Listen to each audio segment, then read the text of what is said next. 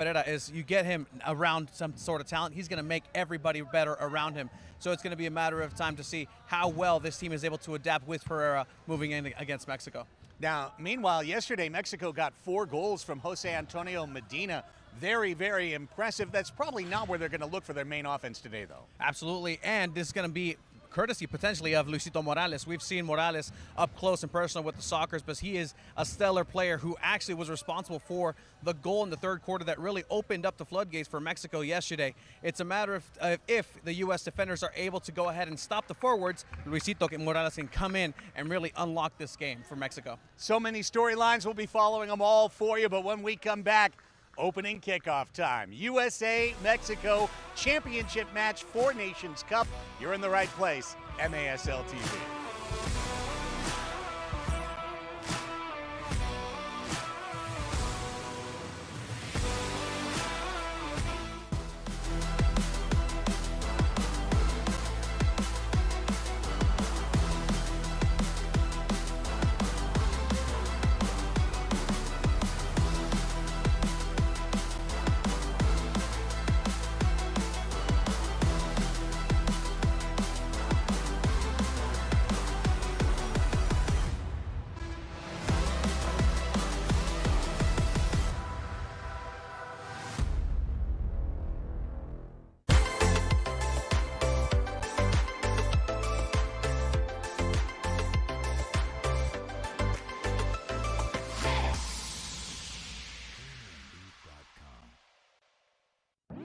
Indoor soccer fans, it's time to unleash a giant leap for fandom. Introducing MASL Indoor Soccer Fantasy Football. Build your dream team, invite your friends, and create your own draft league, all for free. Draft and trade players and win bragging rights as your team dominates the league. With MASLI Football, you're not just a fan, you're part of the action. Go to MASLI Football to sign up, get started, and play.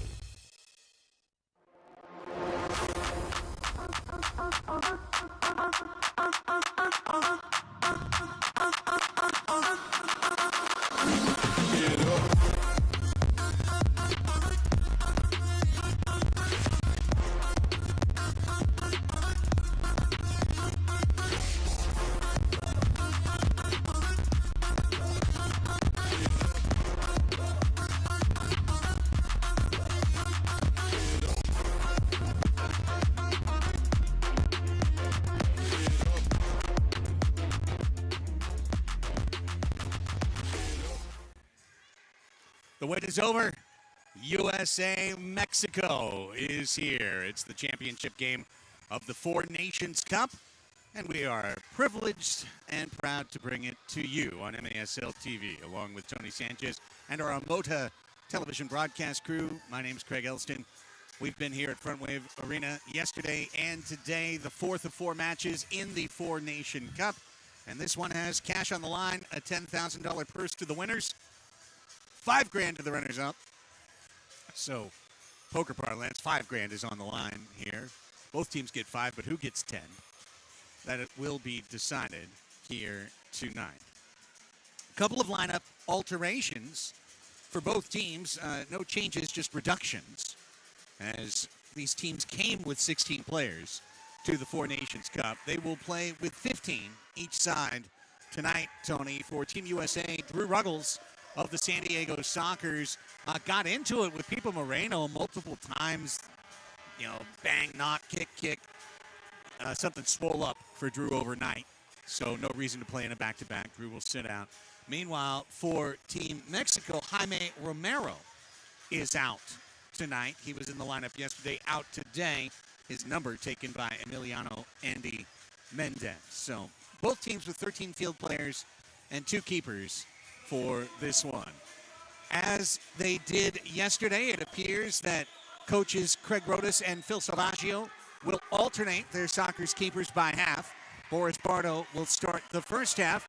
The MASL's all-time wins leader, 3-time goalkeeper of the year. The 41-year-old veteran from Queens in net. Team USA going right to left, bursting right off of the opening whistle. Justin Stinson putting it forward.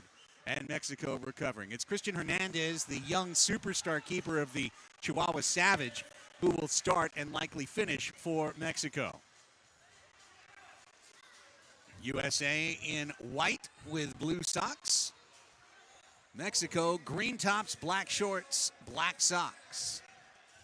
And 8 Sockers now for Mexico, 7 for the U.S. with Drew having to sit this one out. Yeah, both of these teams are star-studded. Some would say this is a true MASL all-star game with the firepower on either side. Even then, you just saw opening kickoff where Nick Pereira almost got an assist right off the gate. So some innovation that we'll see in this game. Mexico, Estados Unidos, USA, always, always a game to circle on calendars. Here is Mario out. Make that Leo Acosta, pardon me. 17, not 77. You'll see players from the Sockers, but also, as there was Mario Alvarez, Kansas City Comets, Empire Strikers, Milwaukee Wave, all represented here in this evening's affair. Alex Sanchez, an MASL All-Star out there. One of the newest Sockers, Jesus Pacheco, who played with Baltimore Blast last season. Zach Reggett of Kansas City. Chad Vandegrift of Kansas City, the MASL's block shots leader. And Ben Raymond of San Diego. For Mexico out there right now, Javier Gallegos with Mitchell Cardenas of the Sockers, Luis Morales of the Sockers, Martin Lara of the Savage, and Jorge Leal of the Chihuahua Savage out there as well. Here's a steal by Reggett, trying to spring Sanchez down the wall. He will shoot wide. Vandegrift waits to collect the rebound on left point.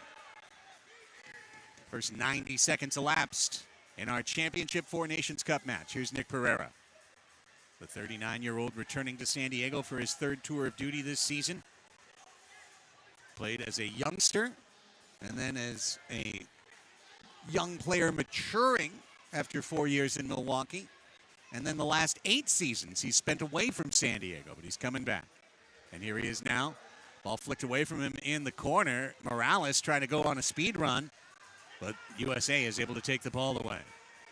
Sanchez, very smooth on the dribble. Look at him weaving between two. Now he takes another touch in, plays it off the wall. Hernandez was down, but he deflected the ball away from the onrushing Andy Reyes of Empire. Sanchez needed to lift that head up. He had acreage of space in order to take a shot, but very well defended here by Mexico. Both teams already showcasing this firepower and this pace. Let's see if they can hold it up for 4 quarters. Pereira out to Mijatovic. Stefan Mijatovic. Still contracted to Empire, despite the loan last year, the loan out to Tacoma. He will be back with Strikers. A lot of these players too have already had experience on this Frontwave Arena floor through the playoffs for MASL last season. So that's going to be something different than the last third place game, where a lot of players weren't used to this new floor just yet. And, as I just said that, my mind, which has been Swiss cheesy the last hour, reminds me that Stefan moved on to the Comets by the end of last year. So I believe Mijatovic will be with Kansas City this season. But stay tuned and check out MASLsoccer.com to find out if there's a Mijatovic showing up near you. Here comes Reggett, working into the corner. Zach Reggett with a compression sleeve over his left leg. Kansas City Comets red compression sleeve. Could also be said it's a USA red compression sleeve. Alvarez. As Acosta runs off the bench, so does Sebastian Mendez of San Diego. Mendez getting ready for his second season with the Sockers. Scored a goal for Team USA last night.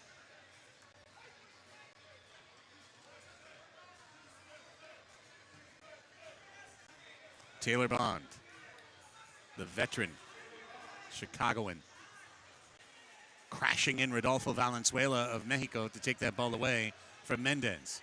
Now Seb Mendez to his longtime friend Luis Morales. They played together for 3 years in Texas.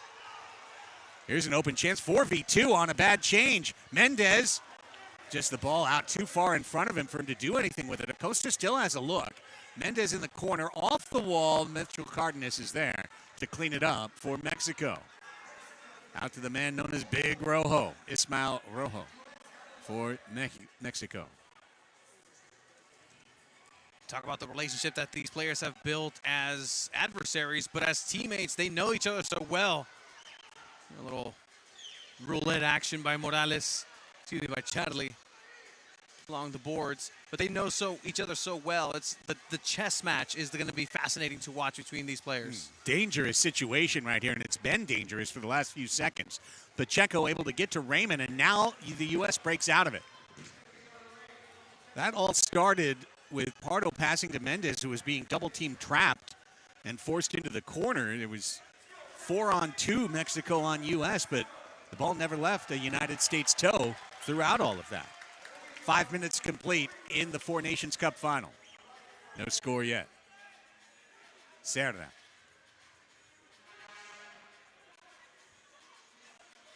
There's Medina. Got a fake kick at Mijatovic right there. Those two are getting ready to tangle. Mijatovic with a big smile. Oh, and then they did a little hug. And then he ducked out of the hug. This is fun. Here's Medina. And then Mijatovic steals it away from him. It's all fun and games till someone loses the ball. Nicky right there just lofts an umbrella shot into the stands. Getting the fans involved there. There you go. Please.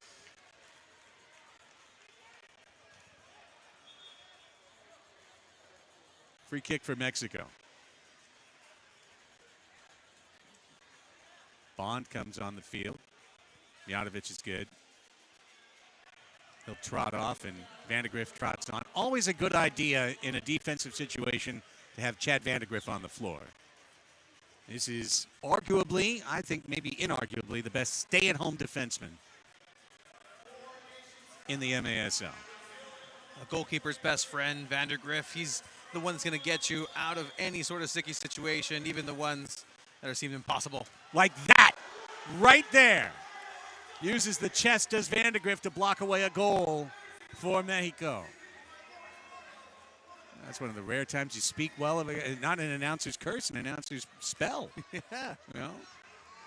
I'm thankful on Chad's behalf. Christian Hernandez. He will roll one up. He's looking to find Medina along the wall. Jose Antonio Medina gets right past Vandegrift. Wow. And then he bumps off another man. He's still going. Down to Mojica. Shot it wide. Tight angle. Couldn't put it inside the mill slot. Mojica has to do better with that shot. Jose Antonio doing the hard work and dribbling past, it seems, everybody on the U.S. defense. A good look. Boris seemed to have already been defeated, but even Mojica, the one San Diego Soccer, unable to put that shot on target. It'll be a restart from the corner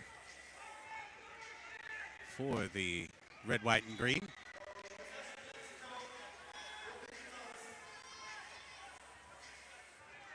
Charlie Gonzalez. His choice is the middle, and Serta, leaning back on that shot, sent it high up into the top netting. Now, this is the path for both teams. Yesterday, Mexico played Brazil, defeated them by a 7-2 score. United States faced Colombia, won by the identical score, 7-2. Earlier this afternoon, the third-place match was played. Brazil defeated Colombia 7-3. And now Mexico and the U.S. What are the odds that 7 will be the winning goal tally for this match as well? I'll tell you, this should be a more open matchup, and it might not be 7-2, 7-3. It might be a tighter game, especially with the amount of stars that are on the field right now. And these two teams, let me tell you, they're going to play fast. They're going to play physical. They want to win this, not just for the prize money, but for the pride of Mexico and the United States. Ball was loose in the U.S. zone. Zach Reggett headed it back out. Gallegos now going to work for Mexico. Over to Lara. Got the Savage out there doing work. Lara. Toe poke try for the far post. Rolled it wide, kept alive, passed out to the top, and Mitchell Cardenas. 7 minutes complete. Next ball out of bounds. Foul that is a card or goal will lead us to our media timeout. Fancy footwork, Morales. Luisito juggled by Pardo. And with 3 pops of the left fingers, he brought it down one-handed. Just the experience to know exactly at what moment Morales was going to go ahead and cross that ball with the speed that he did and able to just one-hand paw that. Impressive by the veteran Pardo. Ben Raymond. They've got Mexico chasing a little bit out of the back right now. Can they get the ball to the Pereira? Nick Pereira with Cardenas leaning all over him. Those two have been doing battle for years. Mijatovic shoots just wide. Sanchez had to watch it from the far post. Couldn't get a touch on it. Lara comes out. Mijatovic fouls him. Really good signs of sportsmanship from Stefan Mijatovic throughout this match, bringing a positive energy out to the floor right now for Team USA. Great to see. It's a matter of balance, right? A defender always has to maintain that intensity, but sometimes that intensity gets us into trouble. It's a matter of really focusing that and doing your best. And here in a fiesta de football like today, there's no need for that. Nice steal by Mijatovic, taking it away from the spinning Morales. Bond comes forward. He's a straight line runner.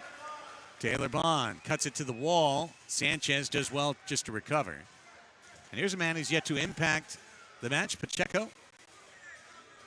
See what he's got in store for us tonight. Mijatovic to the middle to Rega to his Comets teammate. Shot was blocked by Rojo. Gallegos comes away with it. Good pass. Rojo in a 2v5 situation right now. Mexico was changing behind the play slowly. As the clock ticks down to 6:10 remaining on a running first quarter timer. Here's Rodolfo Valenzuela. Wall pass to himself. Pardo reads the angle and intercepts said pass. Boris, who showed up yesterday with longer hair that had bleached blonde streaks through it, showed up today with a shortcut, no bleach blonde. So a sartorial change in the pelo there for Boris Pardo. Hair means business tonight. Mijatovic and Team USA. We are still sitting on the next whistle for officials' timeout that sees the ball go out of play one way or another. Sanchez weaving offensive midfield, turning to shoot. He nails the left post. Pereira. Sanchez missed by less than an inch. Mijatovic's baby bouncer skips into Hernandez. Sanchez has been the U.S.'s best offensive player so far. And this game has been back and forth so far. Not a lot of interruptions, stoppages, which tells you how fluid these two teams are in their play and chemistry moving forward. It's a really pleasure to see. And it makes for a really good game. Of course, when you get this extended run of play, then it becomes a coaching game too. How are you getting those changes? Are players changing at the right time? Does someone stay out too long and that creates an error? Some of the things to watch as this 0-0 duel continues. 4.5 now on that running clock. Vandegrift not exactly pressing, just did a tour of the defensive zone. He's retreating as Mojica brings it up with Cesar Cerda, the defensive captain of the San Diego Sockers. Took that role over from the retired Zé Roberto a couple of years ago.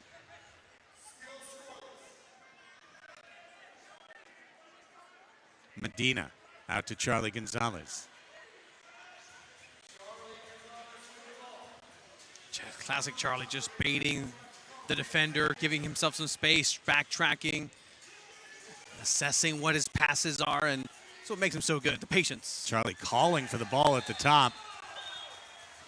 And gets a handball there, I believe, called to set up a free kick. With the U.S. changing, Mexico thought to go fast, but instead, we will get set up for a proper free kick here. Mexico cohesively playing better than the U.S. very marginally here in the first quarter. See if they're rewarded with the goal. Instead, it's out of play, and that will bring us to the media timeout. 3:42 left in a probing first quarter. No score in the championship game. United States, Mexico. It's the Four Nations Cup. It comes your way live from Frontwave Arena in Oceanside, California, only on MASL TV.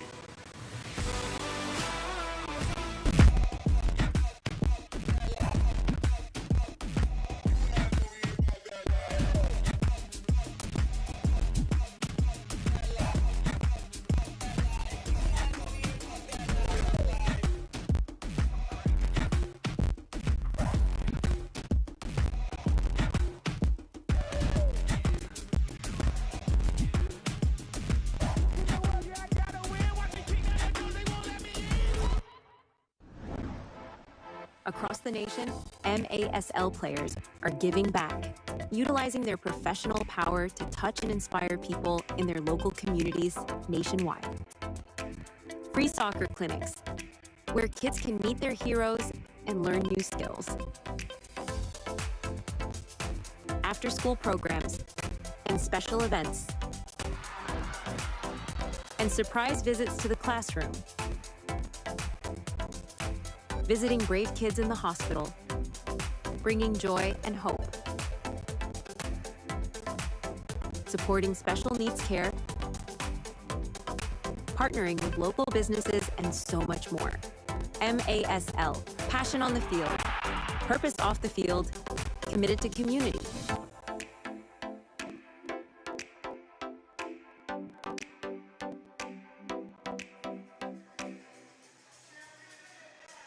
And we are back here with Four Nations Cup action, the championship game.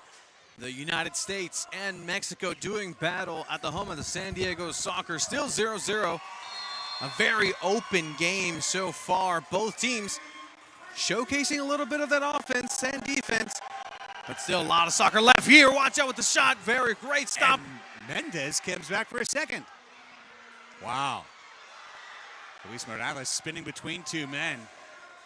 That was Acosta had that great look right out of timeout. Probably haven't said enough about Mexico's goalkeeper, Cristian Hernandez, who's won 2 championships in 2 seasons with the Savage, basically displacing Diego Reynoso as the goalkeeper of choice down in Chihuahua. The veteran who's one of the league's 100-game goalkeeping winners, but Hernandez turned into the star as he watches that one wide and makes another point-blank save. Mendez denied. And now on counter, 2v1. Mijatovic got in the way of Gallegos and drew the foul. Well done, Stefan Mijatovic.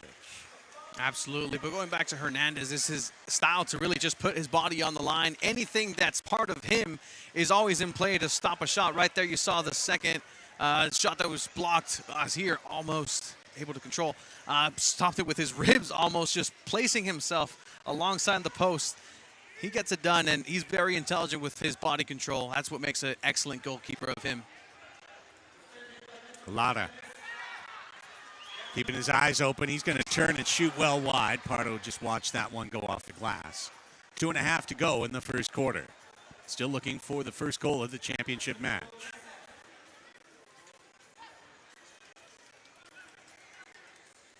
There is, by the way, a Four Nations Cup. Tony and I saw it down in the hallway. It's real. And it's very interesting. And it will be awarded to the winning team. They will get an actual piece of hardware. Yeah, it's a cup that's designed specifically for this tournament and represents the world, not just Four Nations, but the world. It's kind of World Cup-esque, the design. World Cup-ish, but not to the level of a copyright violation. Absolutely not. Mendez gets through Charlie. Here he comes with Pacheco. Slide tackle of the ball. Big Rojo standing tall.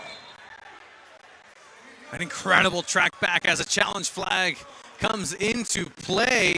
Ooh. Phil Salvaggio challenging, thinking that that slide tackle was a penalty.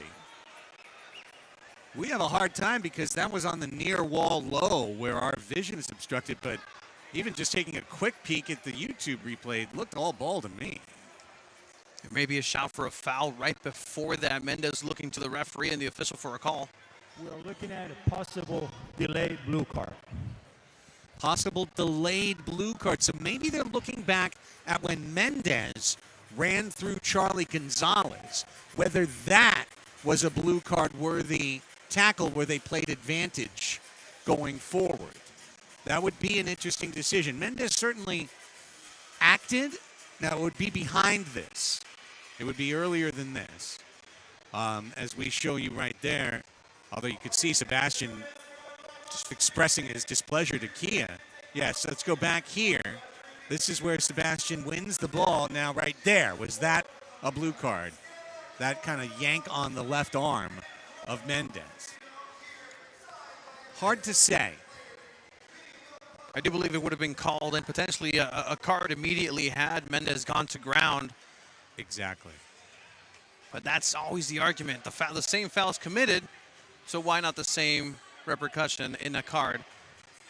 The player shouldn't be punished for staying upright and wanting to continue the play.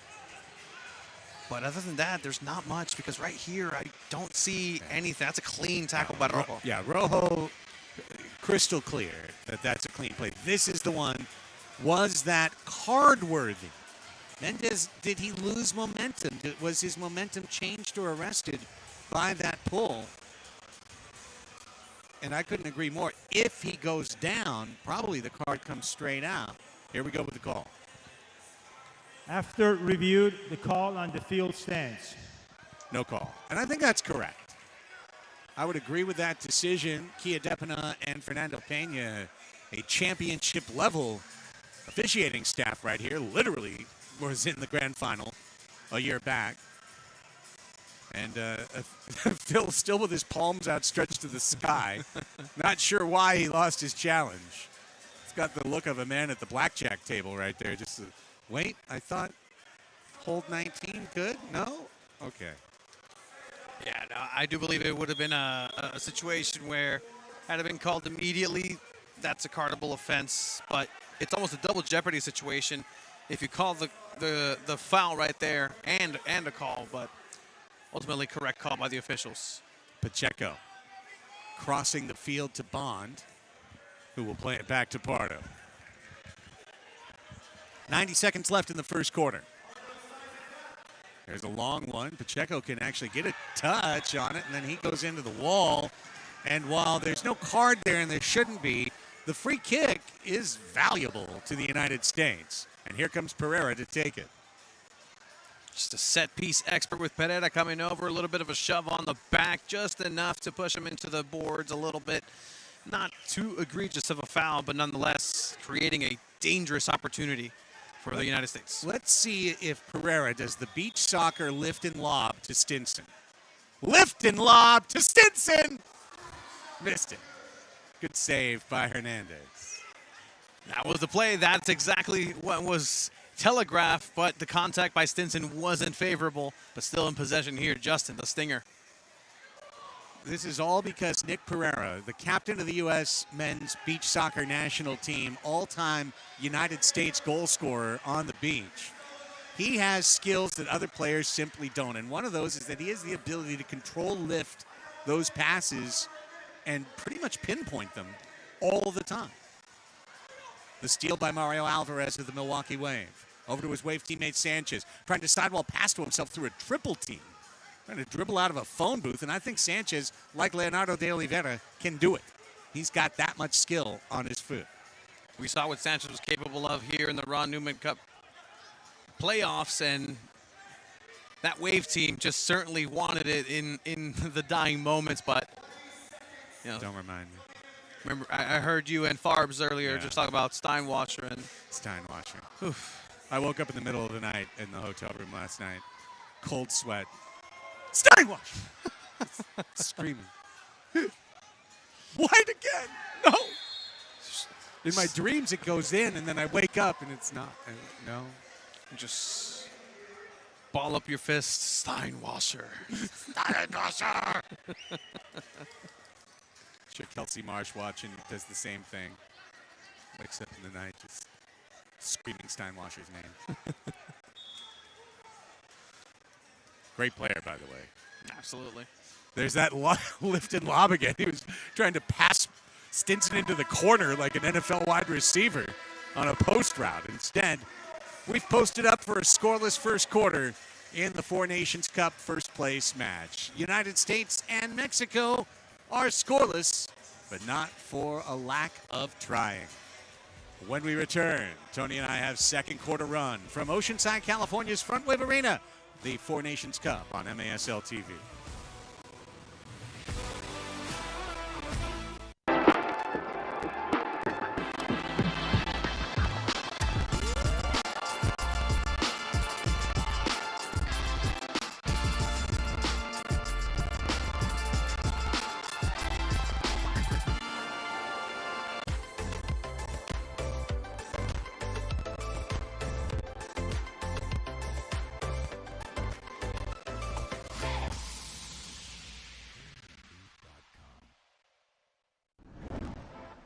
Across the nation, MASL players are giving back, utilizing their professional power to touch and inspire people in their local communities nationwide.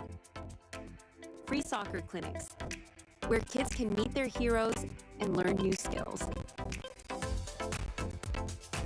After-school programs and special events. And surprise visits to the classroom. Visiting brave kids in the hospital, bringing joy and hope. Supporting special needs care, partnering with local businesses, and so much more. MASL, passion on the field, purpose off the field, committed to community.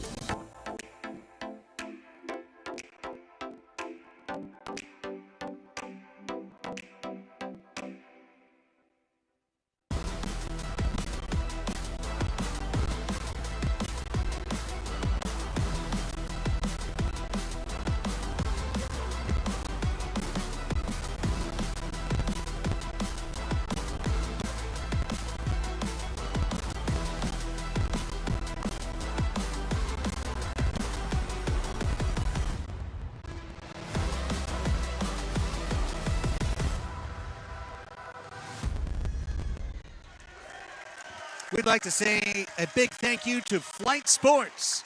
Also, to this incredible dance troupe that just entertained the fans here at Frontwave Arena. El ballet folclórico tradicional mexicano, gracias a todos los aficionados que están aquí escuchando desde México. Flight is proud to be the official uniform provider of the Four Nations Cup. Every team you see on the field today and throughout the weekend repping Flight's custom gear designed for performance and style. Look good, play good. Learn more at flightsports.com. That's FLITE sports.com. One of these days, the T-shirt tosser is going to throw it our way. One day we'll have athletes, the D1 level athletes, shot put athletes. Great point. I dream of that day when we get a T-shirt, and then the battle commences. Who takes it home? Me or Tony? I would obviously get it first, but then I'd give it to you. Well, that's very kind. Yeah. I mean, I think that's exactly right. Exactly right. Now, the thing is, though, with your goalkeeper instincts, you might just parry the T-shirt to a fan in the stands. Little diving block to your left. Or get it and just crouch down and waste 5 minutes. No more time wasting on our part. We're into the second quarter of the first place match in the Four Nations Cup. The United States now going left to right across your screens in white and blue. Mexico in green and black. They're going right to left and attacking Boris Pardo in the eastern goal. Chris Hernandez stays in the western goal for Mexico. That one off of the seam of the low boards. Ricochets back to Team Mexico. Both teams won 7-2 last night. Leal flicks one wide. And it's Medina who brings it down. He was the hero offensively last night. 5-point night.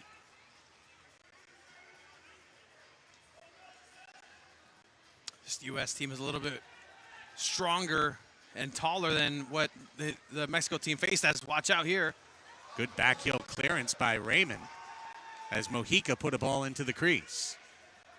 Bond able to maintain his balance. Ben Raymond.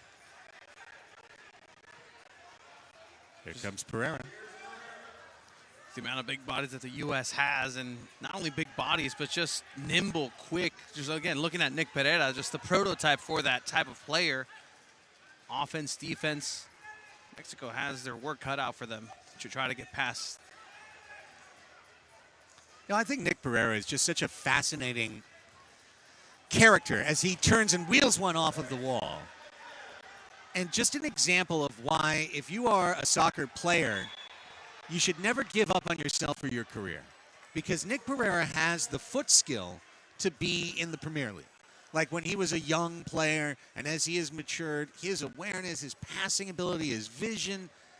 But even as a young man, you know, though he was a college outdoor star at UC Santa Barbara, Nick knew when he was a young player he wasn't going to have the foot speed to, as Alvarez shoots this one wide and Morales tries to clear it out, to be able to become a star in the outdoor game. He could have found his way, but he has found places in the soccer ecosystem where his system thrives, a place where he can flourish and grow. And that's beach, that's indoor, places where your technical skill, futsal, places where your technical skill is so critically important. So there's some kid out there who thinks, I'm too slow to play, I'm too big to play, I'm too small to play, I'm too light to play. And as Pardo dives to his left to deny Gallegos, it's just a reminder that soccer has a size and a fit for everybody if you keep your mind and your heart open to look at the entire picture. 100%, and it rewards you on the pitch and off the pitch, building community, building relationships, building careers, and building something so special as being able to play a U.S.-Mexico game in a Frontwave Arena in Oceanside here in the tail end of summer, beginning of fall. And playing a meaningful game. You can tell these players want to win this championship. Yes. Stinson cuts it over to Vandegrift, as is the want for a game that has something on the line, scoreless and continuing, and it's usually a goal that then starts to unlock the rest of the offense on both sides. Look out. Sometimes it's a mistake. And right there, Rojo saying, why don't I get carded? And he did. Boris Pardo got caught out of the net. The steal had come. Rojo had taken it, and Pardo just grabbed hold to try and deny what would have likely been a goal. But as last man in, this should be a shootout for Mexico against Pardo. And if Pardo's the one called, it actually should be a shootout for Mexico against Chris Toth. Toth, who isn't a bad backup option to have, absolutely. Well, let us turn to our bench and find the 5-time goalkeeper of the year. An all-time saves leader. But Boris there, obviously knowing that he had been bested with his legs by Rojo, initiating a almost full Nelson to stop him from turning. Perhaps a smart play, because if this is still 0-0 after a shootout, then that would have been worth it. Well, they're going to take a look at it. I don't know that I do see two flags, though, so I think maybe Mexico threw well, they couldn't have. They would be throwing they got the benefit of the penalty. Let's take a look. This might just be simply an official initiated review.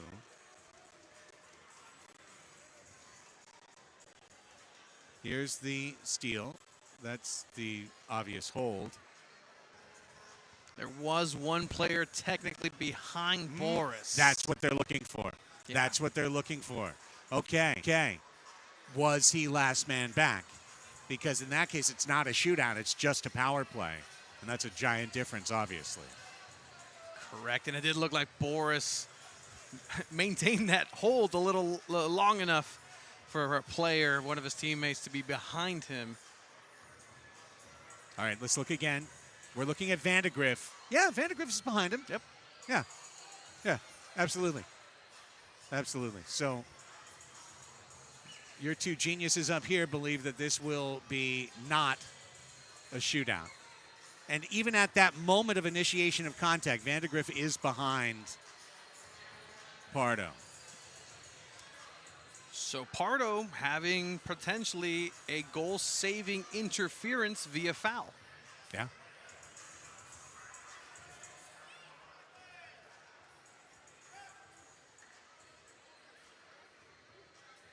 Okay.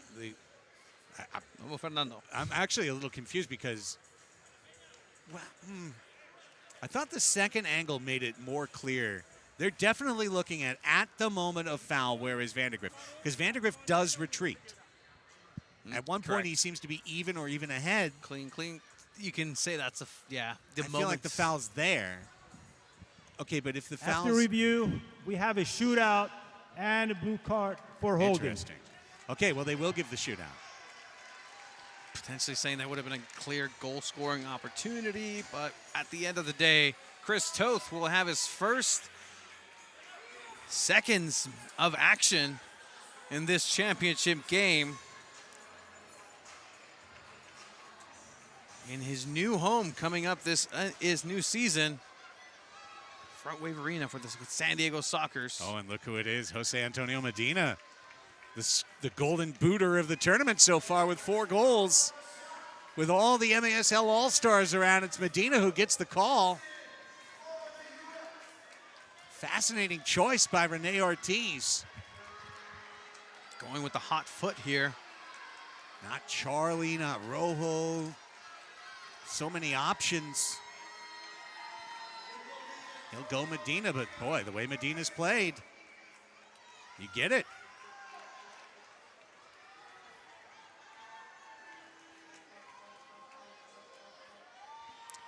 They'll have 5 seconds to go ahead and score this. There's no run up behind. Correct. And if he fails, there will be a 2-minute power play to follow for Mexico. Waiting for the whistle to sound. Time is being kept. Go. Medina with a look and a lurk and a goal. Looked like Toth maybe got a little bit of a touch on that. Not enough to stop its progress into the net. We take another look. I thought maybe barely a tickle of the left shoelace there.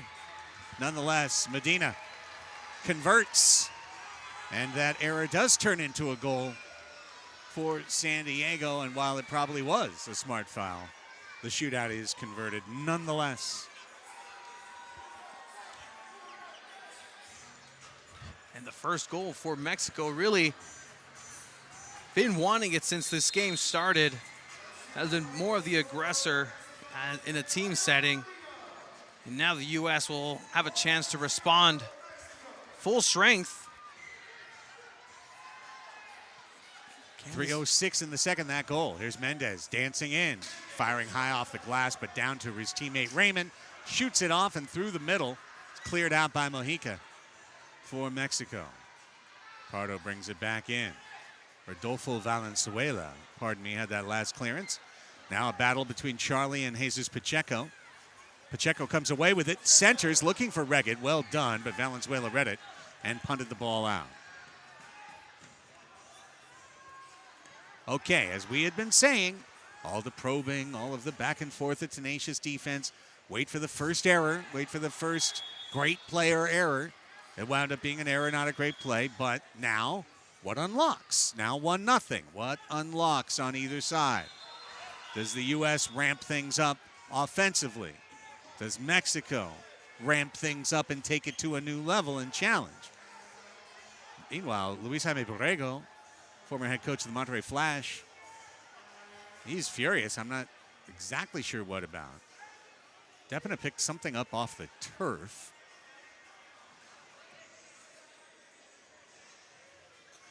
Well, we're going to play on regardless. Siga juego, siga juego. Mendez. The more you watch him, he's got this herky-jerky running style. There's always a lot of shimmy, a lot of movement. Almost looks like he just learned how to run like a week ago. You know, it's just this strange gait, but it's so effective. Reggett. Here comes Zach Reggett. Can he just line one up? He can. Hernandez able to get 2 hands on it. That had a ton of pace behind it. The amount of power that Reggett's able to generate in such a short amount of space and time with a man marking is incredible here. But a great goalkeeping effort here by Hernandez to just parry it outside. Doesn't want to worry about it. Doesn't want to try to catch it. Just get this out of here. Plays open again. Pereira on the left corner. Stinson goes to the right post. The lob wasn't there, but the goal is as he finds Reggett on the short side. Nicky Pita's Zach Reggett, who puts it home to knock things up for Team USA. And now you can see just the little step over pass, the shimmy with the left and the right to Pereira. Pereira literally is waiting for the runoff of Reggett to just lace it through and tie this game up. The U.S. 1, Mexico 1. As the crowd's going to start to get into this. Yeah, Mexico chant coming up to back their boys after conceding. Look at this, Mojica driving in on net, foul called. Crowd has really built up from our 5 o'clock kickoff. I think some folks, I don't know if they thought the game was at 5:30 or what, but we got a nice, decent crowd here now on both sides of the floor. And that center section on the south side is really filled in. Free kick. Good to see. Good to see folks here to see great indoor soccer. Gallegos steps over. It's Medina. Papow. Headed away by Vandergriff. Good location, better location by Vandergriff. And then Bond tried a little header play, and it goes back to Gallegos. And whoa, baby. Foul called, and lucky it wasn't a lot worse as Bond went crashing into the corner there. Bit of a reckless challenge.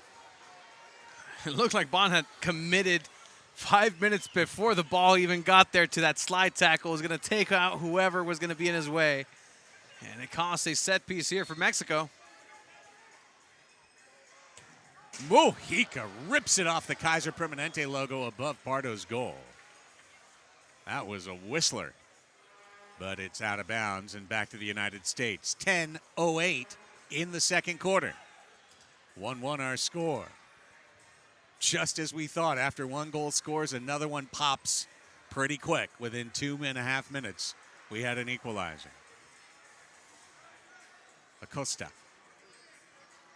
One of the young rising stars in the league, Leo Acosta. Another Kansas City Comet. You can understand why the Comets are good. Up and down the floor. They don't even have a guy like an Ejimadu here tonight. Or a Nacho. So many great players. What a great franchise. Great front office, too. Tops in the league.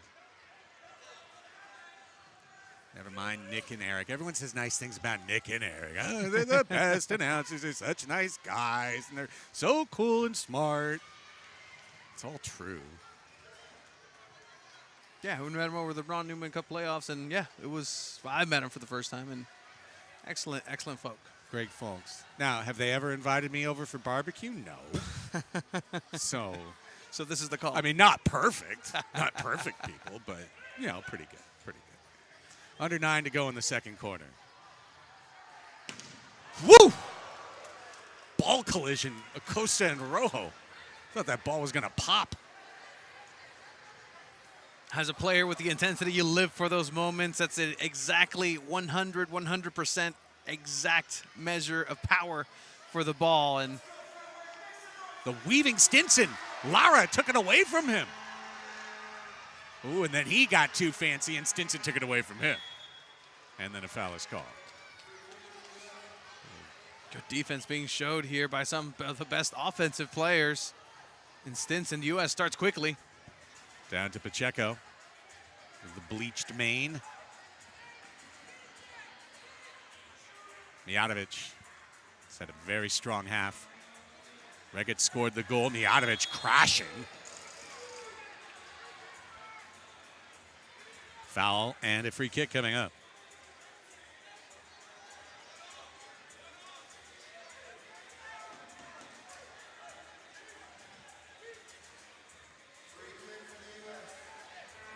We'll see so far. It looks like the creativity for the U.S. in set pieces has been in their favor. We'll see here. Oh, what a save! And then Serta saves a goal with a last instant skip up off of the frame. Incredible. I don't know if he could have possibly intended that the way it did, but it worked out perfectly. Cerda and Hernandez combining there for a good defensive effort, yielding a portero chant from the crowd. Oh, Reget getting his jersey yanked again.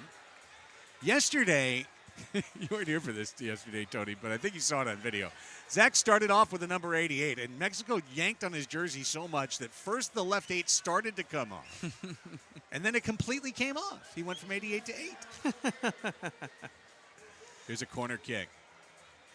There's the great save by Hernandez. And then look at Serta right there. Incredible. Right place, right time. That's esa for you. Reggett was going down for the reverse jam right down the middle, but turns out we're still playing soccer, and so they just whistled for a timeout instead. Maybe they'll let Zach know what game he's playing. He's like, no, I scored a goal, I know. We'll find out what the plan is. They'll plot and scheme while we take a break. 1-1 in the first place game at the Four Nations Cup on MASL TV.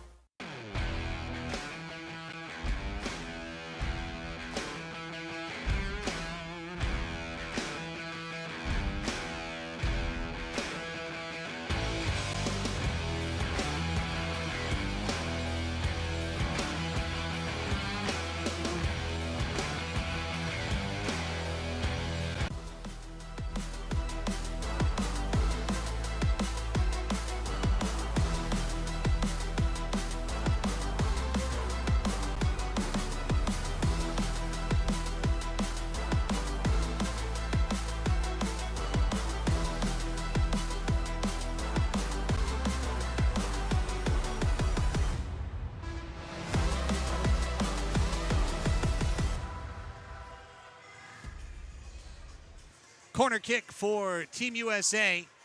Trying to unlock a 1-1 tie, 7:37 to play in the second quarter.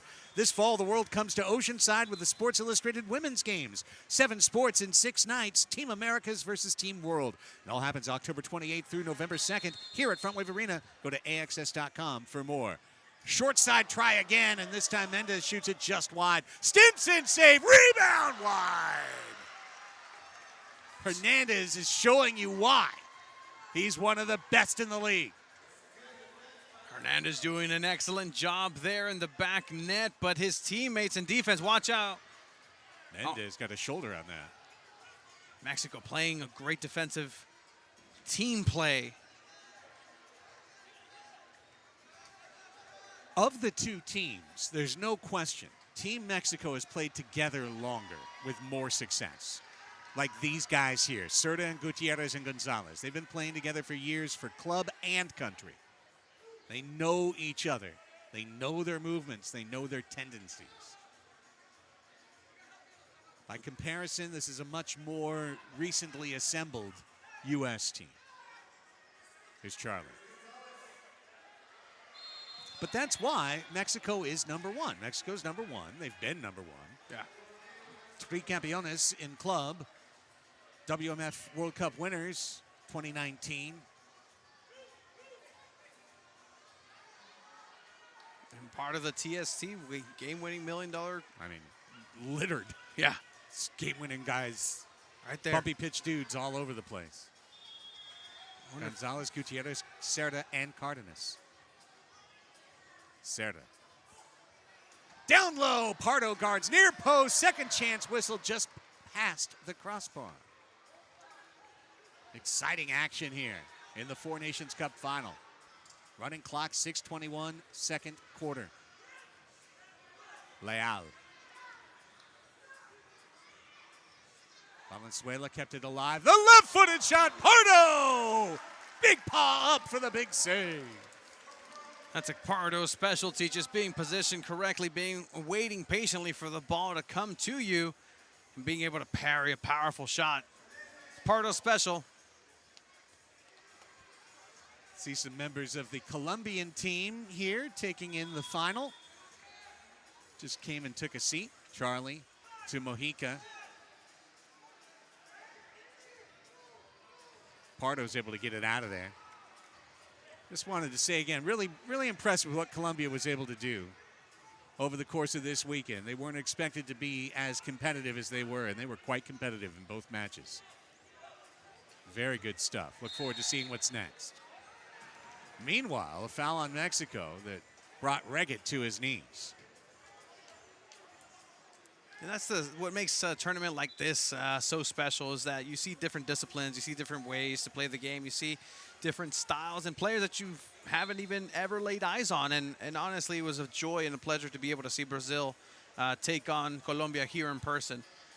Pereira, save! Chris Hernandez, cat-like. The reflexes are there. That's a 10 out of 10 elite goalkeeping move right there. To be able to get to the point where you're pretty much beat, you're pretty much defeated, and just to have that last second quick twitch movement to get that ball and stay out of the net is incredible. The lift. Alvarez scuffs it. Couldn't handle the lob.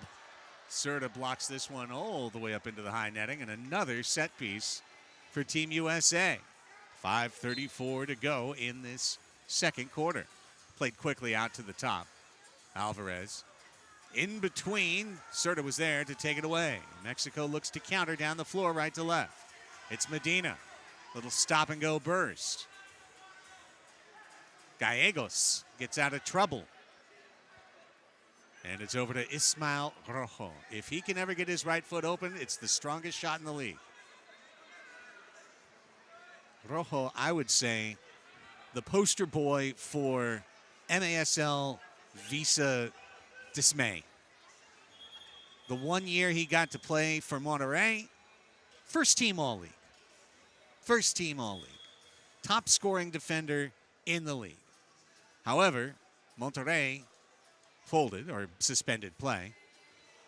Ismael, who's been a soccer's property, need me downstairs. Oh, dear. Okay. Tony, take over. They've asked me to go downstairs.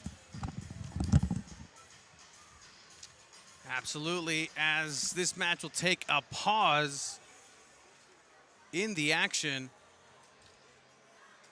we're going to go ahead and we're going to go ahead and take a break here. We're going to be right back with the action. 5 minutes left in the second quarter. U.S., Mexico, 5 minutes left till the half. 1-1. We'll be right back with more.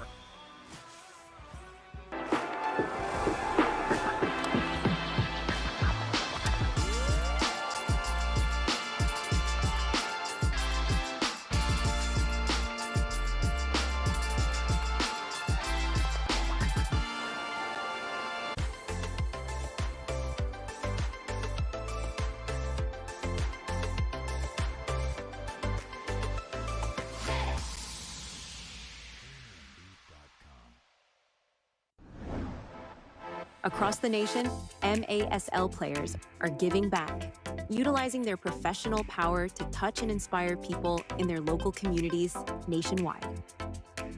Free soccer clinics, where kids can meet their heroes and learn new skills. After-school programs and special events. And surprise visits to the classroom. Visiting brave kids in the hospital, bringing joy and hope. Supporting special needs care, partnering with local businesses, and so much more. MASL, passion on the field, purpose off the field, committed to community.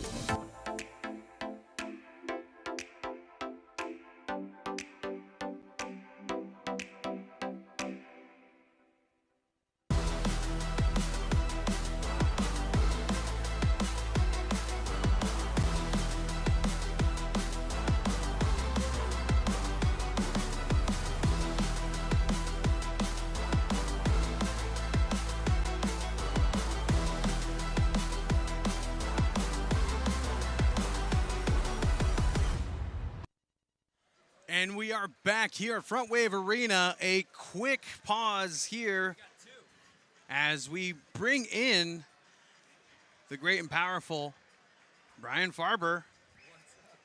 How are you, Brian? Friend with me. Absolutely. Just some movements here. Craig will be doing in-house PA here for a quick second. Thank you for hopping on. You were here last night watching both of these teams move past into this championship game 1-1. Mexico, Estados Unidos, U.S. with a great Brian Farber, former San Diego Sockers. What are you thinking about this game so far? It's exactly what we expected. Back and forth, the tight game, 1-1 going into the half. Physical. You know, these teams know each other super well. I think there's how many Sockers players on this team that practice each other for the last 6 straight years. So we're getting exactly what we expected coming into it. Exactly, and talking about that chemistry as opponents and then as teammates, you know these players and each other so well, the tendencies where one is to tend to shoot left, right, and those specific runs, and we've seen it here so far. Mexico's been the #1 team overall for a while, and the U.S., a newly assembled U.S. that's trying to find their footing, but they have some really, really good players on the floor for the U.S. Yeah, I think both of these teams are fully stacked.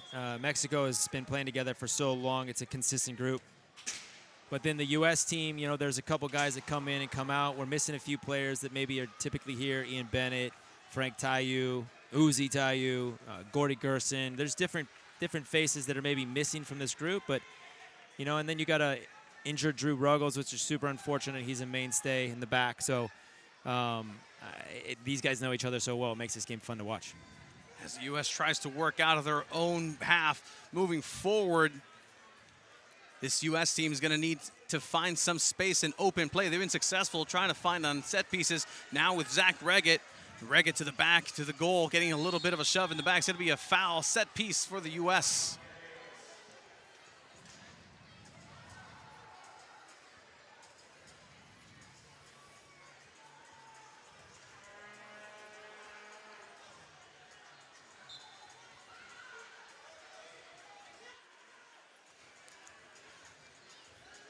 Play gets reset here.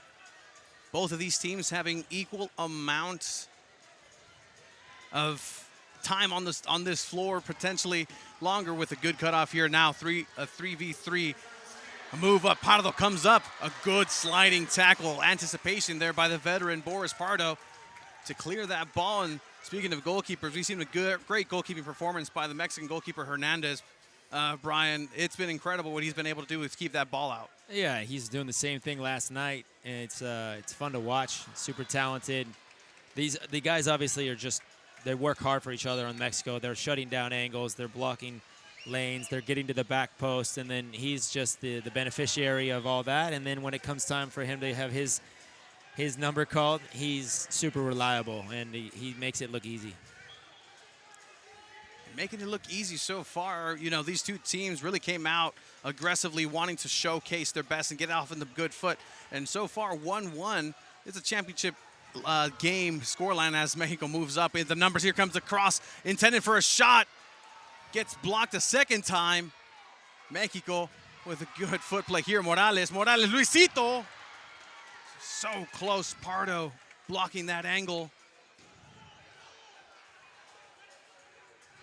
Gutierrez, Cristian Gutierrez, the one-time Cholos Quintle de Tijuana.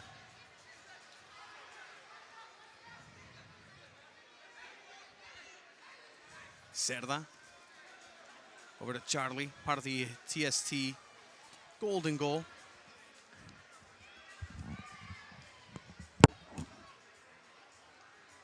Here goes Mexico, trying to work their way down through the middle, over on the side. Gonzalez, Charlie Golazo. Getting great coverage there by the U.S. and now getting a foul set piece. And right there was some arguing, asking for some separation by Sebastian Mendez. You gotta ask for that wall space, or else you try to go too quickly. You're never gonna get that call from the referee. You should have asked for the wall. Yeah, you can ask for it, and then you get the count off, and you had to wait for the whistle. Or you can rush it and try to catch somebody off guard who's not paying attention to the back. As bodies hit the floor here, one for Mexico, but one is going to be called a foul.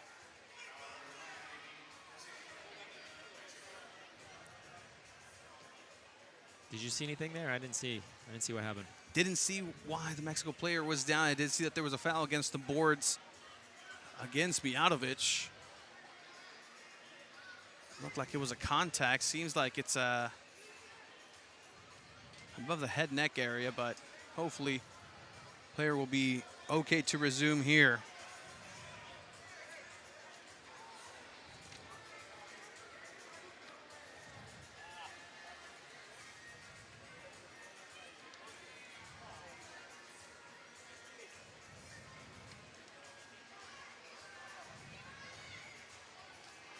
As we want to remind you, soccer fans, don't miss a moment of the action. Season tickets for upcoming soccer seasons are on sale now. Lock your seats today and be part of every goal, every save, every win here at Frontwave Arena. Scan the QR code on the screen now to secure your season ticket and cheer on your Sockers all season long. We're going to see the replay here as there is a bit of contact. Looked like a head neck area, ran into a foot here, but nothing to be called for a foul. It is ball possession for the U.S.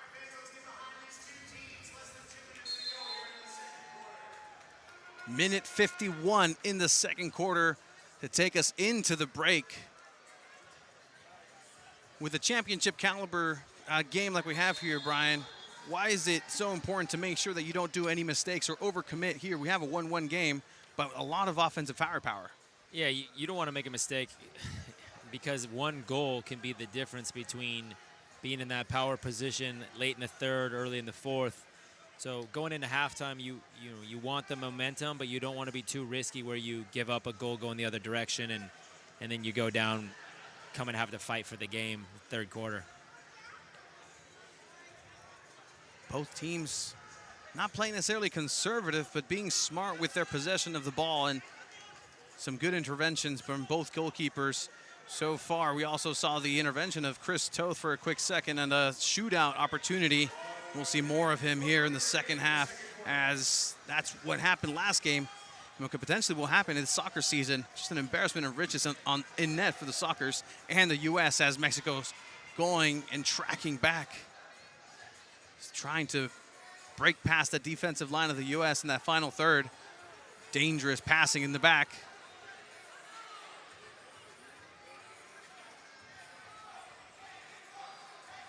As the Mexico chants start rigging here at Frontwave Arena. Good crowd here to support. Big Rojo back to Hernandez. Hernandez fighting a wide open. That's going to be a card for sure. A physical shove. It goes into the boards.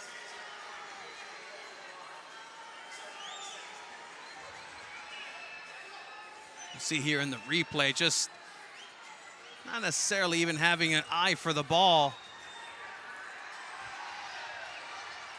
Yeah, I think Taylor was maybe a little more intentional at getting contact. Mitchell's trying to talk to him, saying why, they're friends, they're teammates. But I think Taylor had something happen to him on the play before, maybe that riled him up a little bit. But that's definitely going to make for a more exciting start of the third quarter. You're going to have a man up for Mexico to start off the third quarter, unless they get one here in the 17 seconds. But now there's, these two locker rooms are down the hallway. They're separated from each other, so they're just going to go in, come out with a little bit of heat. And this is the type of wrinkle that you see with these types of fixtures, right? These are teammates in the San Diego Sockers for club, but as soon as you start putting these national team jerseys on, it just becomes a completely different game. Now you're defending not just the pride of yourself, not just the pride of your club, but your nation as a whole. And let me tell you, Mexico-U.S. game, indoor, outdoor, as long as it's soccer, it's going to be a must-watch game. Yeah, there's a huge rivalry between these two teams, and the history that goes back, from World Cups, many World Cups in different countries.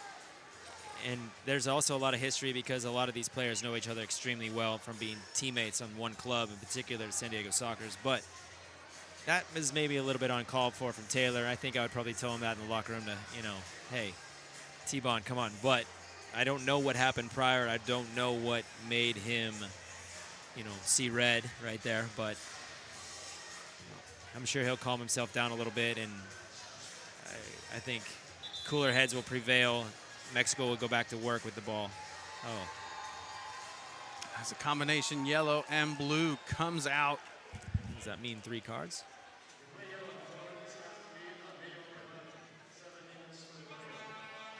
So that's going to be a minimum of 7 minutes out, and then so they got a second player will go to the box. That's what Fernando Peña, number 9, the referee down on the floor, is asking for.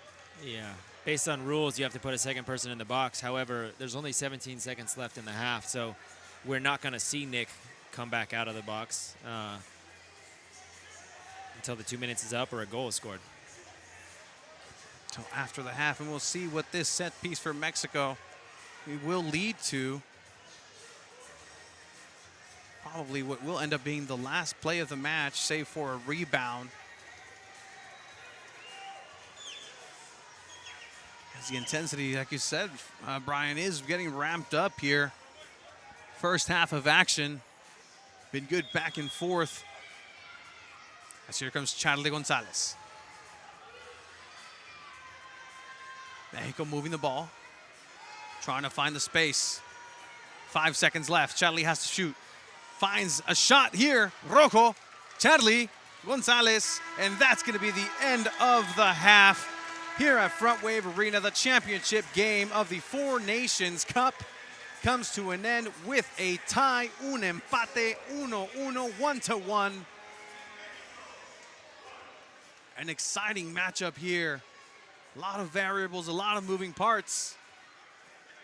But it's nothing to separate these two teams, these two national teams, in 2 quarters of action. Taylor's limping off. I think it might have been from something that happened prior to his cards. He came over to speak to the refs. Whatever it was, they obviously didn't see it. We didn't see it up here, so it's hard to understand where he was coming from. All right, with that, we're going to go ahead and take our break to halftime. And we're going to go ahead and have the interview with Mary Beth, who is going to speak on exciting events with Craig Elston. Coming up here at Frontwave Arena, Mexico, U.S. Nations Cup 1-1 championship game. We'll be back after this.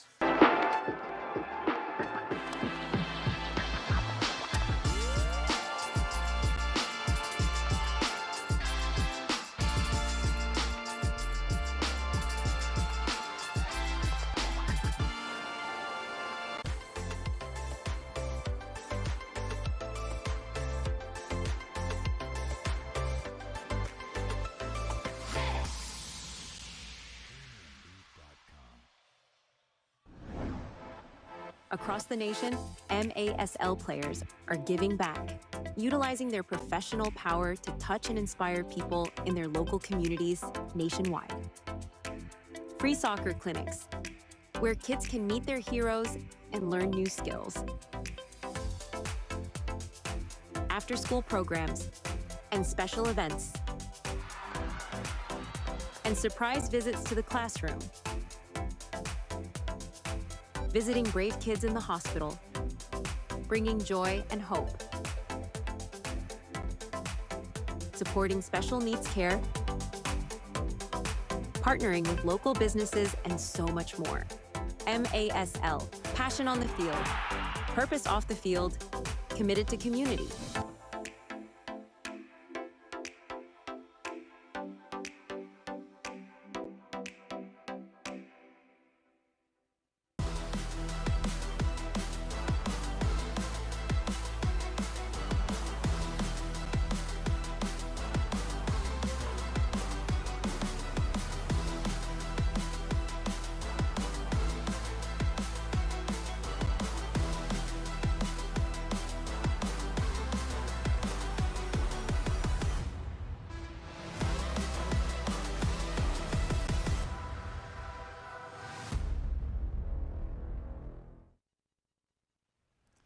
Welcome back inside Frontwave Arena and the Four Nations Cup. Craig Elston joined by the Frontwave Arena Director of Game Presentation and old friend Mary Beth Hughes. Mary Beth, one of the busiest people working in the universe here, at least in Oceanside, North County. How have you assessed your first year just seeing everything that's been happening here? Honestly, it's been really incredible. We've had such a great team. I have obviously my own team of game presentation. We have the arena team that brings it all together, gets everything set up and ready, from security to housekeeping. It's been a really all-inclusive team effort, to be honest, and I think we've done well for ourselves. I mean, I think there's always ways to get better, which we, strive for, but I think overall it's been really great. And heading into, of course, the second season of San Diego Clippers, LA Clippers preseason game coming up. Second season of San Diego Soccers. Just saw indoor football here at Frontwave Arena. So many sports, so many events, which leads us to our topic of conversation for now, the SI Women's Games coming here to Frontwave Arena. The title sounds amazing. What are fans going to see? Yeah, it's going to be incredible. So it's 6 days of 6 individual sports, 150 athletes from all over the world, to be honest. We have collegiate athletes, we have professional athletes, so quite a mix-up. And again, tons of countries represented, and it's 6 different days of 6 different sports, so we will change over this arena every single night to be a different level of athleticism that we see the next day. Yeah, I've seen you've got basketball coming in, right? Yep. Judo, wrestling. How many different, you said, so 6 days and every day 6. different? Yeah, so we start with flag football, and then we go into the combat sports, which is judo and wrestling. From judo and wrestling, we go to volleyball, basketball, gymnastics, and then we end on tennis. Wow. I might have mixed up a few days there, but that's all inclusive, the 6 sports, and it's going to be pretty incredible. So there will be a tennis court in here at some point, which just feels exciting. I was just going to say, we've never seen that before yet. No, we're excited. Incredible. Now, as you mentioned, there's athletes coming from all around. Who are some of the people that we should be getting excited about? It's if you follow SI Women's Games on Instagram, they have a person on the ground here in Oceanside that's been helping Kate O'Malley, and she has been highlighting the individual athletes every day. And they are doing appearances throughout the community, really trying to dive into Oceanside and kind of rally the excitement of the fans. As a woman who's been working in professional sports as long as you have, multiple decades now, how excited are you to see just the evolution of women's sports, where now you have a professional Division I women's soccer team drawing tens of thousands of fans downtown, and then here we have an event like this that can fill up this arena. You started with Simone Biles here. It feels like there's been a replatforming and an elevation of women's sports all the way across. I mean, I think that's the theme in general, that everyone is watching women's sports, right? And so I think for us to be able to highlight those in this building, in this incredible facility, with the team that we have that's able to help produce these things, it just feels really full circle. I mean, obviously, I've been an athlete, I've worked in sports, and so I think to just continue that on, it seems really exciting, and I think that overall it excites the community. Everybody's behind it, everybody's watching it. Like you said, the Wave draw tens of thousands of people every game, and so I think it's just, in general, everything is elevated. Well, it's going to be exciting. Tell fans how they can get their tickets to see the SI Women's Games. The tickets are sold individual days, or you can also select from a package of days if you prefer. The tickets are all sold on AXS.com. You can reach it from our website at Frontwave Arena as well. Mary Beth, thanks so much. You've probably got 5 more things to go do. Thanks, Craig. Appreciate it. All right, and we'll be right back with the highlights from the first half next here on MASL TV.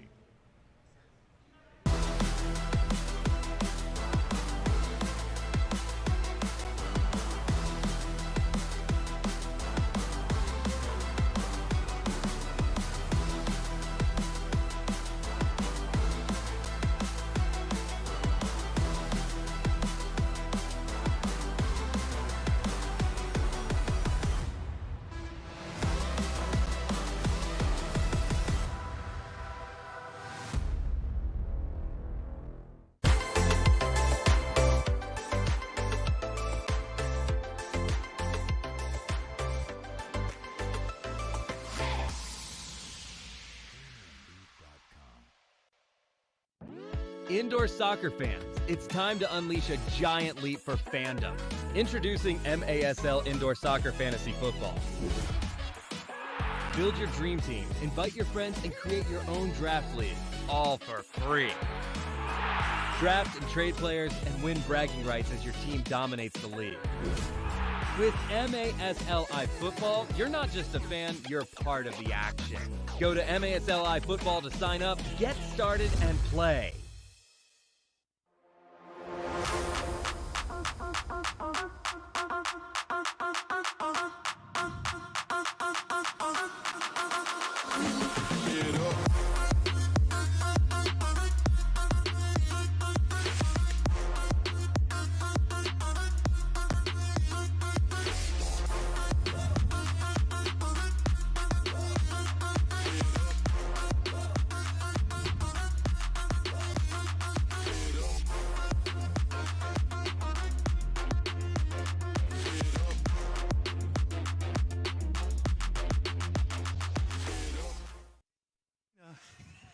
Perfect. And we are back here at Frontwave Arena, the Four Nations Cup, and we are ready to go almost, but we have highlights as I welcome the great Christian Philly. Welcome. It's so good to be here, Tony. It's the crazy of the world we live in on this calamitous Sunday. We've got an excellent game between Mexico and the United States. Chippy out on the turf. It's better not be Chippy here up in the broadcast booth, but I'm happy to be here. Didn't expect this on my list of things to do, but here we are, and let's rock and roll. Absolutely, and we've had a great championship game here, 1-1, as we're watching currently, not Mexico versus the U.S. Actually, we are, as that's going to be the first goal here, 1-1. And we have a chance for highlights coming on up here. Primer gol del día. And first save right there, a great save by the Boris Pardo Bopa, making his presence, and some great offense by the U.S. as well. Some good defense where Mexico's really been able to stand ground and be the more organized team there in defense. Been able to also highlight Hernandez, the goalkeeper, the Mexican goalkeeper, being able to do what he needs to do to keep the U.S. and Mexico in this game right at bay. Perfect there by Boris Pardo, who had a misstep that led to that shootout opportunity, the 1-0. And a tough position for Chris Toth to come in, not necessarily being warmed up, going in and trying to make a save. But look, it's always going to be a contest between these two teams. Obviously, you got some great goalkeeping in Cristian Hernandez and Boris Pardo. Some excellent talent on here. Nobody necessarily looks rusty, as a lot of these players competed throughout cash prize tournaments all summer long, as well as TST. I mean, heck, you look at Mexico, that's Bumpy Pitch, the team that basically won the $1 million cash prize. And you could paint it in so many different ways, but looking forward to seeing what the game's going to have for us starting the third quarter, and I'm happy to be here again. Thank you for bringing me on. No, absolutely. We make it happen here. We're a big family in the MASL, and welcome such a legend up from the Empire Strikers, now in an elevated position.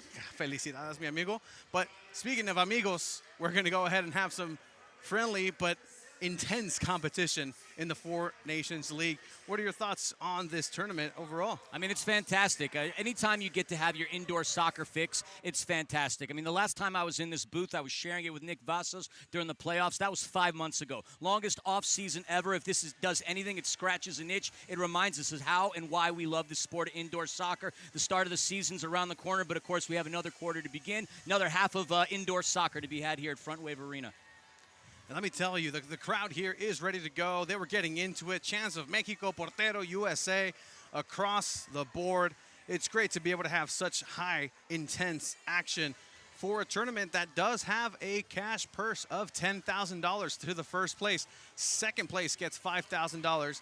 And it's only a difference of who is going to make double the amount here for the winner. But whenever those Mexico jerseys, the U.S. jerseys, Brazil jerseys, Colombia jerseys go on, it's an extra sense of pride for these players because they get to represent their national team in the sport that they are professionals in. Oh, of course. And I mean, you see the competitive drive. I mean, you saw the play that happened on Taylor Walter Bond. His teammates from the San Diego Sockers came out to the penalty box to chop it up with him and yell at him for being too aggressive on there. When there's money on the line, look, there's a rapper that we shall not name. He once said it's all about the Benjamins, and it's truly all about the Benjamins tonight on this turf. And with that, we'll come back with the third quarter of action from Frontwave Arena. Mexico, Estados Unidos, 1-1.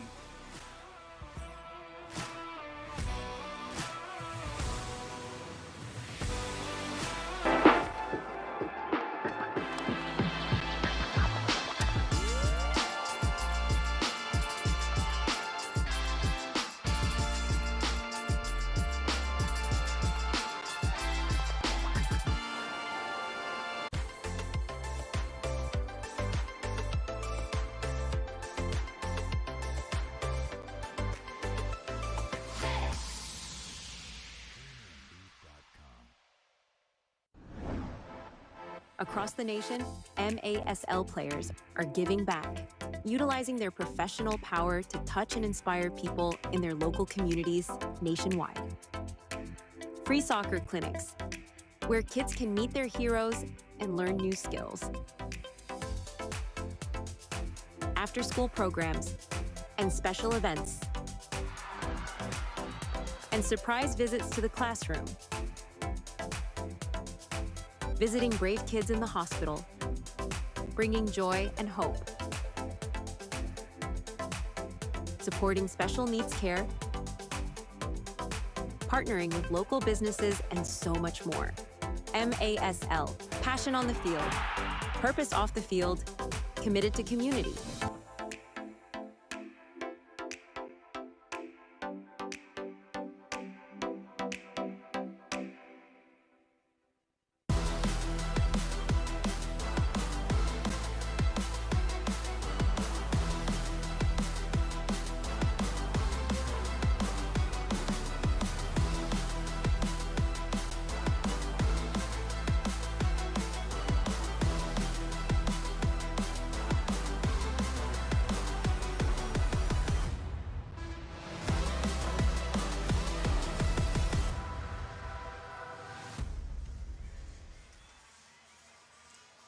And we welcome everybody back here on MASL TV on YouTube for the restart of the second half, el tercer periodo, the third quarter of the Four Nations Cup between the USA and Mexico. 1-1 here, being flanked by the great Philly.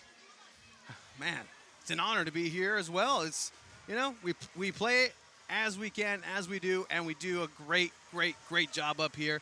U.S., Mexico, this means something, not just a Four Nations Cup.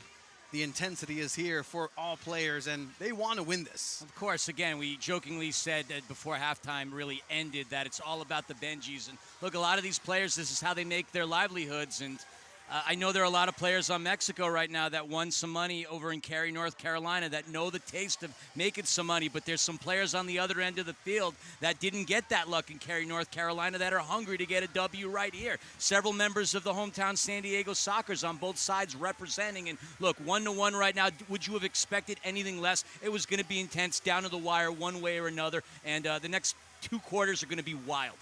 And that's what you do in championship action, is you don't want to be the team to commit the mistake, to make the error, to allow that door to be opened on your defensive side and start letting goals in, because once you do that, it's going to be very hard to climb back up that mountain. In this game, there is 30 minutes. There is stoppage time whenever the ball is out of bounds for a foul or any dead ball situation.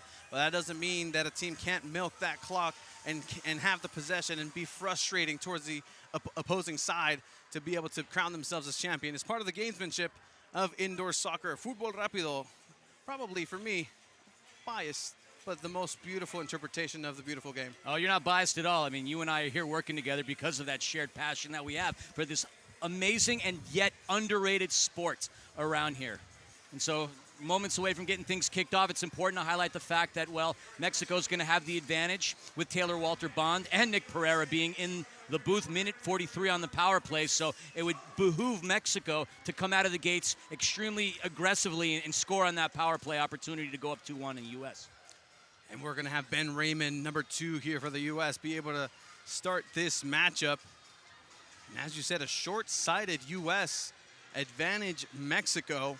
Pretty much a virtually full power play situation. 1:43 left in the power play. We'll see what the U.S. chooses to do. Looks like they're going to have one offensive play out the get-go and then try to be defensive as they get. And they utilize a good core group of defenders with Stefan Mijatovic. Obviously, you have one of the defenders of the League of the Year in Chad Vandergriff. You got Ben Raymond, and then you got Jesus Pacheco, who's now going to be calling Frontwave home, operating throughout the season normally as a defensive midfielder, but a young, scrappy player who has no problem getting in the thick of things, being chippy and fighting for every loose ball. And now some of these players that have seen Ron Newman Cup action in the MASL get a little bit more used to this new turf of the San Diego Sockers. It is a little heavier because it is new, not worn in as much. That means that the ball sticks to the surface a little longer and isn't as smooth in transition. But these players have the skills. They have the talent to make beauty happen as Mexico on the ball to try to take advantage of this power play situation with 1:29 in the power play. You talk about making magic. There's a man that can make magic happen, and that of Charlie Gonzalez, Charlie Golasso, the $1 million goal scorer over the summer. If there's anybody that makes the crowd wild here in San Diego, it's that man right there. As Mijatovic tries to work his way out of the corner defensively, Morales, Luisito Morales, one of the futsal stars, not just for the indoor side of Mexico, but like I said, el fútbol de sala, futsal, different interpretation, different set of skills, where the bottom of the foot is of most import in order to control where it is that you're going to go ahead and decide to go with the ball. Stefan Mijatovic putting the ball in play. And by the way, congratulations to him and his significant other. They're having a kid on the way. He made that announcement public on social media. If there's going to be anything that's going to lock Big Steph in, is the fact that he's going to be a daddy. Congratulations, Big Steph. Here comes Gallegos finding Luisito Morales. And Gallegos once again over to Charlie Golasso. Gonzalez, who pulls the strings for the Sockers and the Mexican team. Gallegos once again looking for Charlie. Looking for an outlet for the pass down the middle. Here comes a chance and hits the post. Mexico still with the possession. Morales looking for an opportunity, a window that gets blocked by the U.S. Good defensive stand by the U.S., who is coming close to 1 minute left of power play. Yeah, according to the clock, we're under 10 seconds to go, so the U.S. has done a really good job preventing Mexico from taking advantage, and it looks like that box is going to start to get empty real quick here.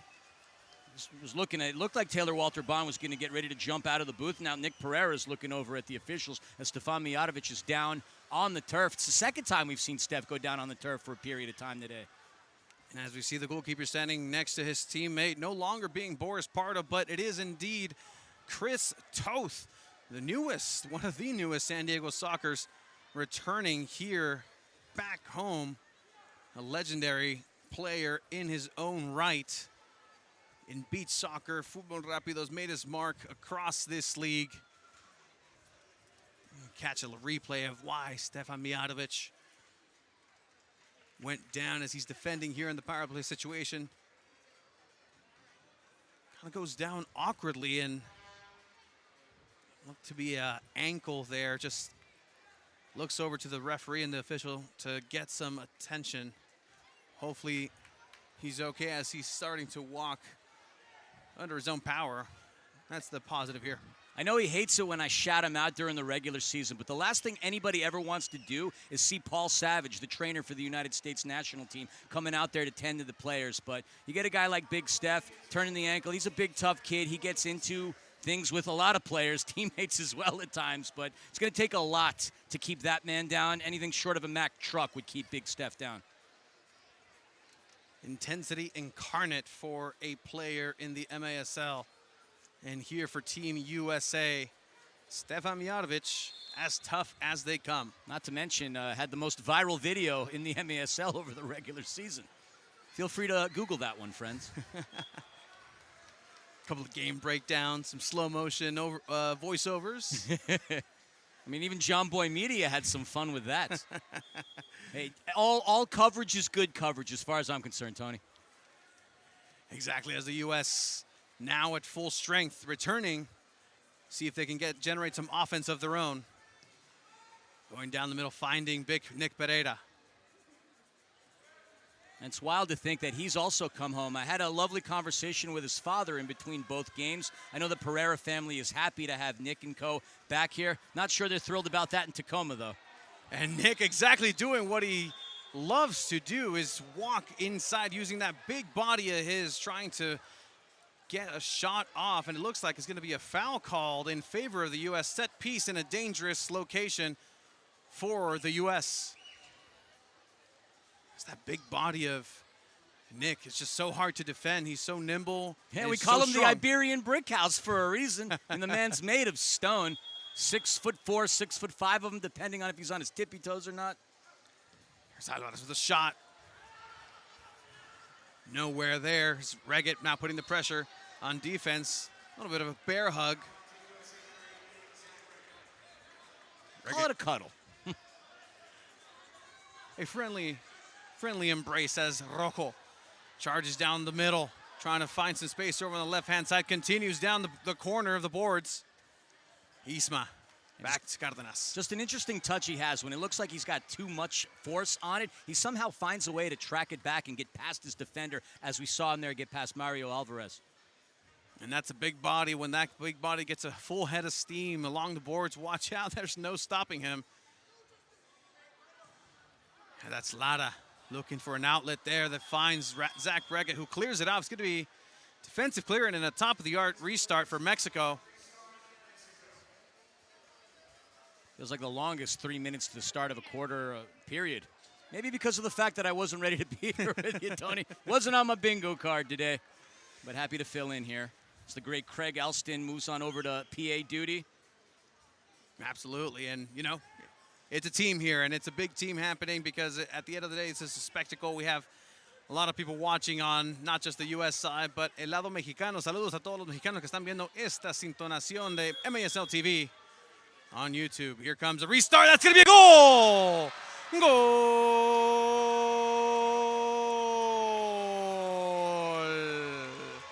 de Mexico, 2-1 off of the top of the arc reset. If there was ever an example of threading the needle, you saw it right there.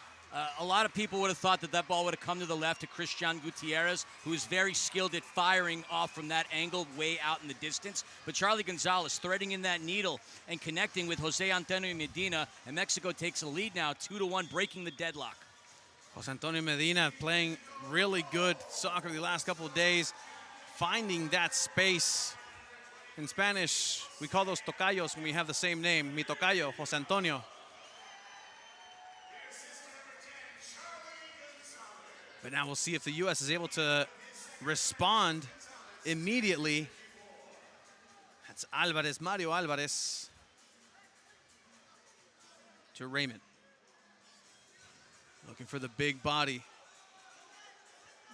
It's nice to see some things going back to normal. I know Craig mentioned it on the broadcast, but seeing Mitchell Cardenas with that long flow of hair back, I mean, it just seems like what is appropriate for him. Having him see the haircut, like it was just odd calling games with him and not seeing those locks. It's easy to identify where the locks are flowing and where the defense is happening for Cardenas. Pretty sure that a lot of the fans for the San Diego Sockers are actually happy as well. And now Mexico's trying to open up space now in a counterattack. Here comes los Mexicanos del Tricolor. Jose Antonio. Jose Antonio looking unable to find some space over there, but still in possession, Mexico. Gallegos. Waits for the pass. Gallegos once again. Toth. Great positioning there by the veteran. The prototype for modern goalkeeping, Chris Toth. Let's hear the chance. Ben Raymond opens up space. Looked like he didn't know he had so much space and time for himself. Here comes Nick Pereira. Nick Pereira. U.S. being impatient now. Sanchez. Sanchez with a shot. Sanchez, who's had a great showing here also in the Ron Newman playoffs with Milwaukee Wave. But watch out now, Mexico. Mexico with a chance. Here comes the shot and a great block to the near post of Chris Toth with a left hand. Excellent save by Chris Toth. Absolutely stonewalling the attack by Pony, as y'all call him, Javier Gonzalez. I mean, Chris Toth, you said he's the prototype. The DNA is in him. His father, Zoltan Toth, has his name in the rafters. In fact, I'm looking at the great Zoltan Toth right there in the stand, sitting right next to Nick Pereira's dad. There's legends on the turf, Tony, and obviously there's legends in the stands as well from our vantage point. Absolutely a star-studded event here at Frontwave Arena.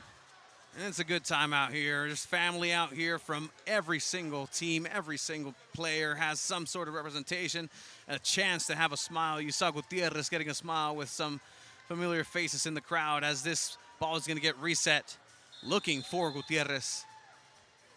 Making that run inside of the box. Opportunity for a half volley. Gets controlled. That shot maintains itself inside Chris Toth. Distributes immediately. Sebastián Mendez. One of the most fun and exhilarating young players in the league as he gets smothered against the boards. And that's going to be a blue card offense. Power play situation for the U.S. And this is an opportunity where they're going to have to capitalize. Looks like things are getting a little more entertaining out on the turf. I mean, cooler heads need to prevail in that scenario. Yes, Seba Mendez took a deep hit by Christian Gutierrez. And, I mean, these are teammates at the end of the day playing indoor together for San Diego. But, you know, right here, the extracurriculars are getting a little wild. And the one man you don't want to see jump into that fray, obviously, just got pulled out by Zach Reget, Stefan Mijatovic. Again, $10,000 on the line, a lot to play for, national pride, so many different things. But one thing that's for sure, none of these players on the turf today have lost any of their competitive fire, even though we've been 5 months since the regular season ended. Exactly, and again, the intensity of all of this boils down and boils over sometimes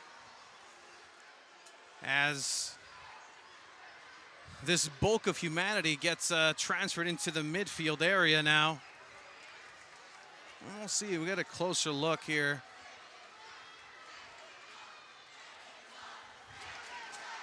And that's going to get the crowd up and roaring. You're hearing chants of Mexico. It's not going to translate on the broadcast as well as it does in the building, but it's pretty deafening in here with chants of Mexico. Absolutely, and as this gets cleared out, we're going to go ahead and take a look at the replay just to see what started. Obviously, Sebastián Mendez going into the boards there by Gutierrez. Teammate on teammate action as well. Reget comes out of the bench to try to defend his teammate Sebastián, and yeah, some pushing and shoving there along the boards. You have fans right in your ear, kind of intensifying that situation, and we'll see what the referee crew is going to go ahead and decide here to clean this up, if anything, as they are conferring at the halfway mark of Frontwave Arena. Yeah, not entirely sure what would have been said to Gutierrez to make him react that way. I mean, Seba Mendez was just trying to get by him, and you saw that he got boarded. There's no question about the tarjeta azul, but maybe it was that forearm, that extracurricular activity that sparked a little bit more of a reaction out of the USA side that triggered Gutierrez. And that foul on face value, if you really want to take that, that may have been a receipt for Bond's actions to go into the half. Similar play, similar situation, a boarding call that leads to a blue card, but then obviously tempers flare. And now we saw this at Snapdragon Stadium here, and then at BMO with San Diego FC and LAFC between the supporter sections, just the canary security just in between. Yeah, you brought up an emotional moment for me, Tony. Obviously, you're representing SDFC, me, LAFC, but SDFC's done a tremendous job. But yeah, just you talk about the security at Snapdragon and at BMO. It's better here. Let's put it that way. We haven't seen anybody go too wild, but now the U.S. is going to have an opportunity in this power play. Obviously, they're seeing what kind and how many cards to assess. Not sure if Kia, the official on the turf, has as many cards as he needs to assess, but there's the boarding foul on Gutierrez, on Mendez, and Mendez just bounces right off of him. Now the question is what was said. Okay, Reget says something to Serda, pushes him away. Gutierrez is in there, and obviously he starts to react. Mijatovic gets in the thick of things. I mean, at the end of the day, there's plenty of cards to get issued out. So what could have been an advantageous scenario for the U.S. going on a power play might actually come back to bite them in the rear, depending on what the officials figure out on the monitor. Absolutely, and even on a competitive aspect, right? 9 minutes and 41 seconds left in the third quarter. This doesn't necessarily build a competitive advantage for any side if you really want to talk about getting into the head of the opposing teams, because both teams right now have the heartbeat elevated as, once again, see a clear boarding call. And what the referees are doing right now on Four Nations Cup video review is going over to see exactly what the adjudication is going to be, distribution of yellow cards, blue cards, and anything of that sort. Taylor Walter Bond's in there from the blue and the yellow card that occurred over in the second quarter in the first half. We'll see if he has anybody joining him. The last thing that head coach Phil Salvaggio and the U.S. need is for that penalty box to turn into an Airbnb here in this third quarter. As Mexico still leads 2-1, plenty of game left. Not a betting man, but if I was to bet, this is not going to end anywhere near 2-1. As you see here on the video review, just the pushing and shoving. Referee Kia Depina and Fernando Peña running into the action at that point.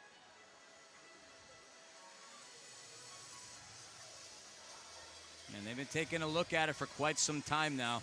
So probably going to see a few cards get distributed here momentarily. If you do want to talk competitive, right? Taylor Walter Bond, has been in that box a significant amount of time. So, you know, yes, you can stretch out in there. You can go ahead and get ready as much as you can and rest up. But you start to get cold. You start to really not be prepared and ready to go into action immediately. So that's something to look at to see what his output's going to be for the rest of the game, the rest of the quarter.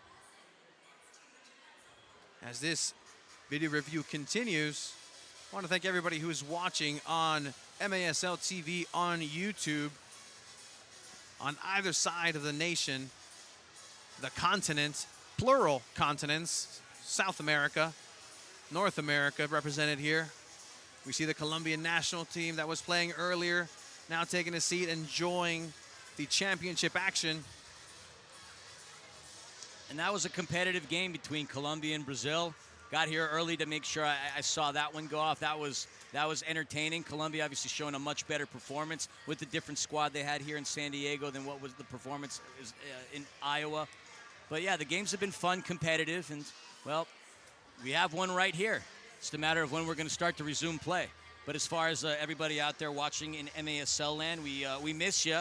Can't wait for the season to start.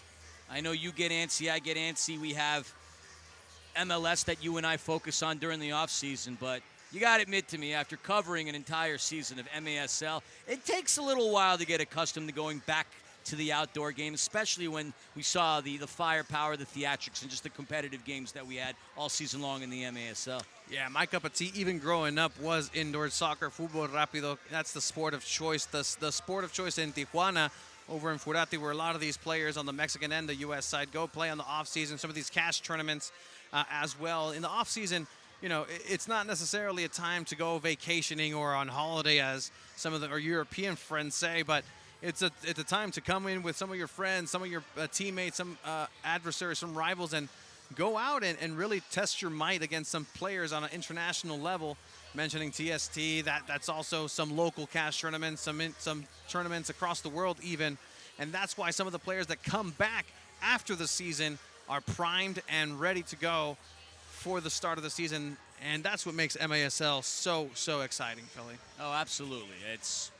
I've been saying it for, going on 6 seasons now. I mean, you could come into a fourth quarter with a team up 7-2, and the team could lose the lead and lose the game. I mean, that's the beauty of this. You never know until you get down to the nitty-gritty of things. And it's great that we have this game going on. Shout out to the organizers of this. Obviously, Iowa as well. There's going to be some more international action going on at the MASL Combine in Oklahoma City here in just a couple of weeks in October. I believe I might have some insight on who's calling that game. Hint, hint, nudge, nudge. That's all I'll say there. But yeah, I love me some indoor soccer. And you know what's wild? Walking into the building, you see the championship banners that the Sockers had in the MISL days. Correct. You go back into the history of this league, the MISL, at least the original successful version of it, 14 years. Right? We're going on, 12 years now with this current rendition of the MASL. It's kind of wild. And we have seen some things teams come and go. We have seen a lot of players come and go. But what I do know, now being an insider into the league itself, we're primed and ready to grow. And there's so many cool things going on in the shadows, so to speak. We're gonna have a lot of exciting news coming up going forward, and at the start of the season. And speaking of the nitty-gritty, right here is exactly what the referees are checking as well, to see exactly who the aggressors were, who is the party that is going to go ahead and deserve to get a card violation yellow card be blue card. Just taking their time as well. Reminder, this is not a timeout officially. It's just a video review. Both teams remaining on the field, on the floor, making themselves useful by maintaining the body warmed up, calisthenics on point. Yeah, the last thing you'd want to have happen is for any player to get cold, pull a hamstring, and some unfortunate set of circumstances. But there we go, back to the highlights. Back to the scuffle that we saw moments ago. The boarding call on Gutierrez, on Mendez. I mean, that's pretty clear. There's no question about that infraction. Tarjeta Azul without a doubt there. And then it just gets murky from there on. Yeah, we don't have the best angle ourselves here, and of course we don't have the ability to hear what was said, what sparked the reaction. But Mendez gets up, and that's probably, to me, the most important aspect of the thing, because he was down for a while. At least he got himself up quickly. As small as he is, physical stature, the kid plays with the heart of a 7-footer. And I admire that tremendously about Sebastian Mendez. And so now a key to watch for the rest of this game is that just energy and how it's going to be output, whether positively or negatively on both sides, and really how it's going to manifest itself, whether it's going to be stronger fouls, where it's going to be stronger challenges, or just opportunities for a quick, cheeky move can lead to somebody not liking it and then, you know, leaving a foot an extra second. And that leads to cards, leads to decisions, power play situations. As we look down on the turf, security just in the middle between both squads. As you see the white, red, and blue on one side, the colors of El Tri on the other side. But yeah, it's a bold statement to put that many security guards out there. Obviously, cooler heads are starting to prevail at this point. And again, now if it's taking this long to review the video that is currently being shown, as you see there, Mijatovic getting pulled off by his teammates. Cárdenas, Cerda. Cárdenas holding Cerda back. Obviously, those two having a lot of history. Mijatovic and Cesar Cerda in their own right. And this is going to have to be a hefty, hefty decision now. And we'll see what the referees decide after this video review, but at the end of the day, you'd hope that it's equal on both sides, or at least fair for anybody that deserves any sort of penalization moving forward. Well, it can't just be a blue card on Christian Gutierrez at this point. Can't take that much time without there being some other players ending up in the penalty box. And now even both coaches are stepping towards the officials just to kind of get a grip on things, as we see Phil Salvaggio trying to get some further clarification on what's taken so long.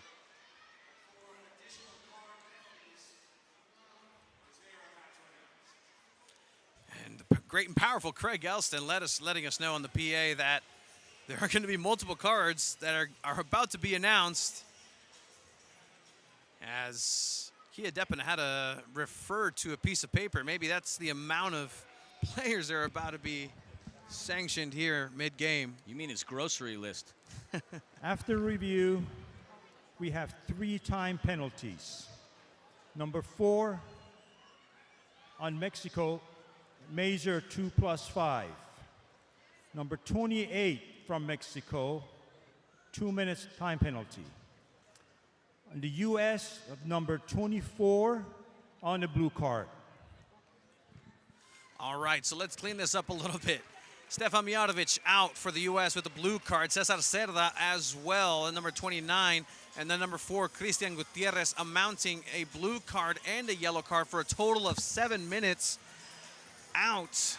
That is the decision by the officials here, as security gets waved off of the floor finally, and Mexico obviously having potentially differing opinions on the judgment that was laid out there by Kia Depina and Fernando Peña, who still have not finished conferring And now sending a separate official potentially to collect some of these players into the boxes. Cesar Cerda makes his way, speaking to Fernando Peña.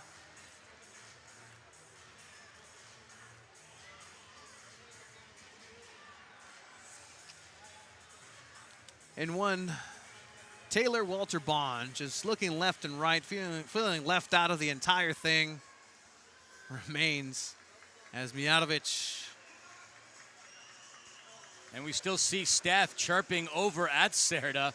So when those two come out of the box, keep your eyes out on number 24 for the U.S. and number 29 for Mexico, because that battle might have just started a war. We'll see what happens here momentarily.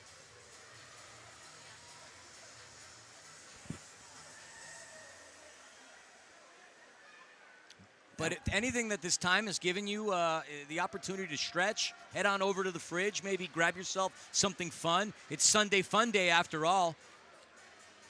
Absolutely, as it'll be interesting once again. These players, this is not necessarily a friendly match. It's a competition. It's a competition with stakes on it. $10,000 for the winning team, the first place team. As we'll finally have a second player from Mexico joining in the penalty box. As it's being reported, as you can see at the bottom right of your screen right there, additional security inside of the box. This is a potentially Four Nations Cup exclusive maneuver. Oh, we got some WWE style going on here with security guards separating both players from chirping at each other. I mean, I guess the last thing that you'd want to have happen is players jumping into each other's respective penalty boxes. But knowing the history between these two players, I wouldn't be surprised. Probably a smart move to get the security in there to prevent any kind of extracurriculars from going on here in the sidelines. Absolutely.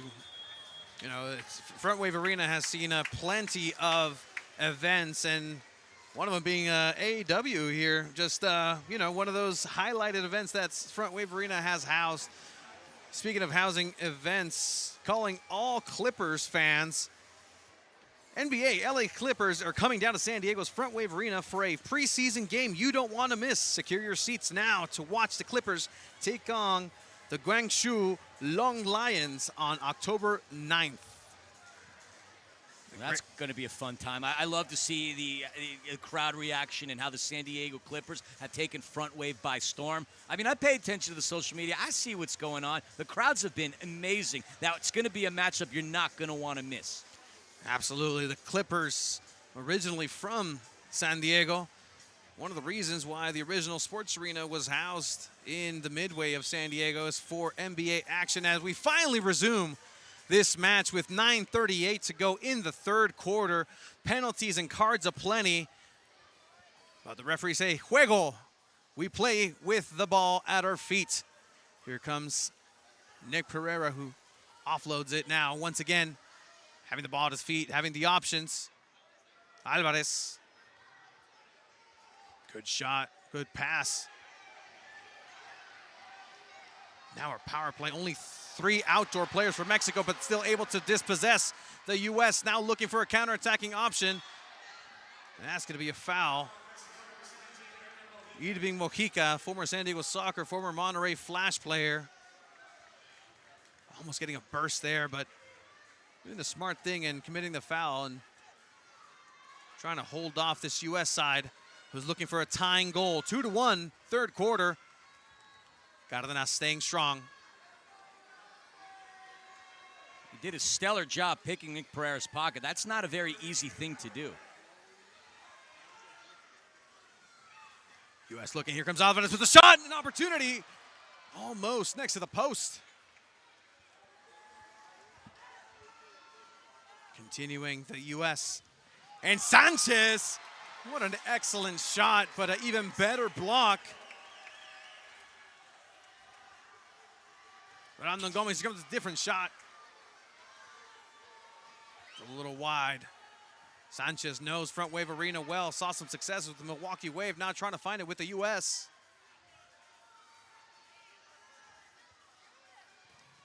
And a third shot that gets blocked. An incredible stop here. Unfortunately, it does look like, well, too much on it. Yeah, I mean, that was a cannon, and Cristian Hernandez did everything he could to stay in front and stop it.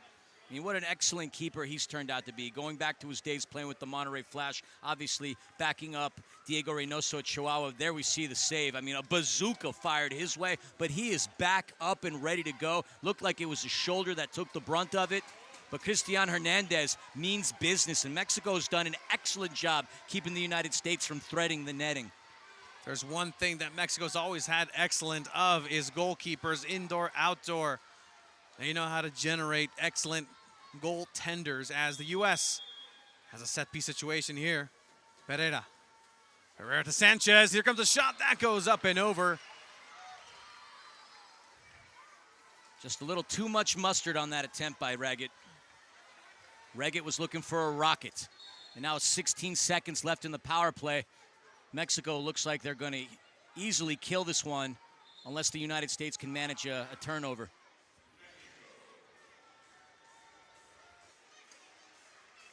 And there you saw a bird's eye view of Stefan Mijatovic, close enough to where you could have seen his nose hairs. As Mijatovic tries to come out of the box and for this timeout, and then gets immediately put back in. We're going to go ahead and take you to break here. We'll be right back. 2-1, Mexico still with the lead over the U.S. We'll be back with the Four Nations Cup championship game right after this.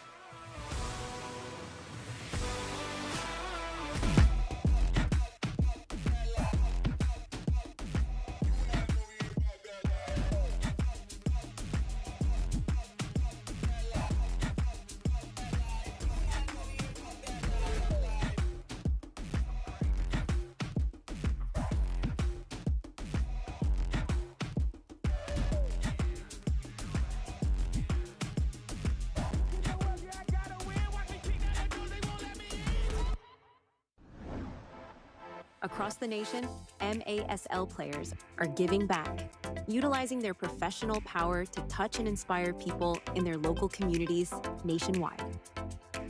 Free soccer clinics, where kids can meet their heroes and learn new skills. After-school programs and special events. And surprise visits to the classroom. Visiting brave kids in the hospital, bringing joy and hope. Supporting special needs care, partnering with local businesses, and so much more. MASL, passion on the field, purpose off the field, committed to community.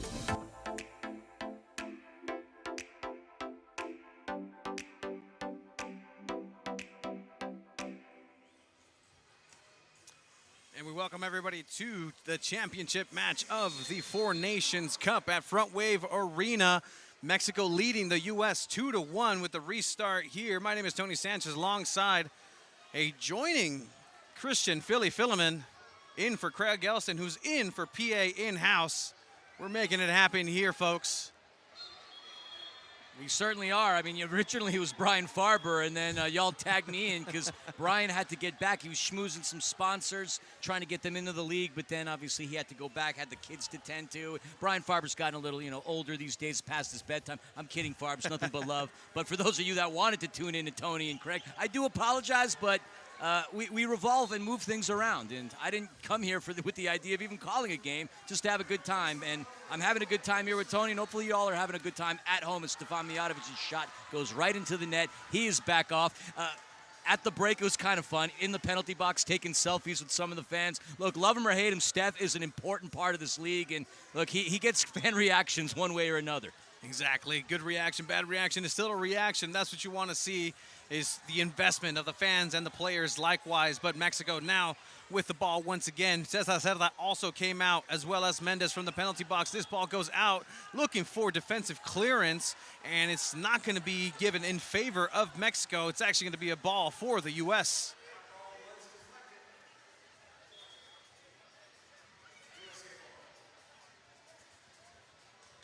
We'll see what the energy reserves of these two teams are left. A reminder that Mexico did play the first game in the afternoon against Brazil to be in this championship game.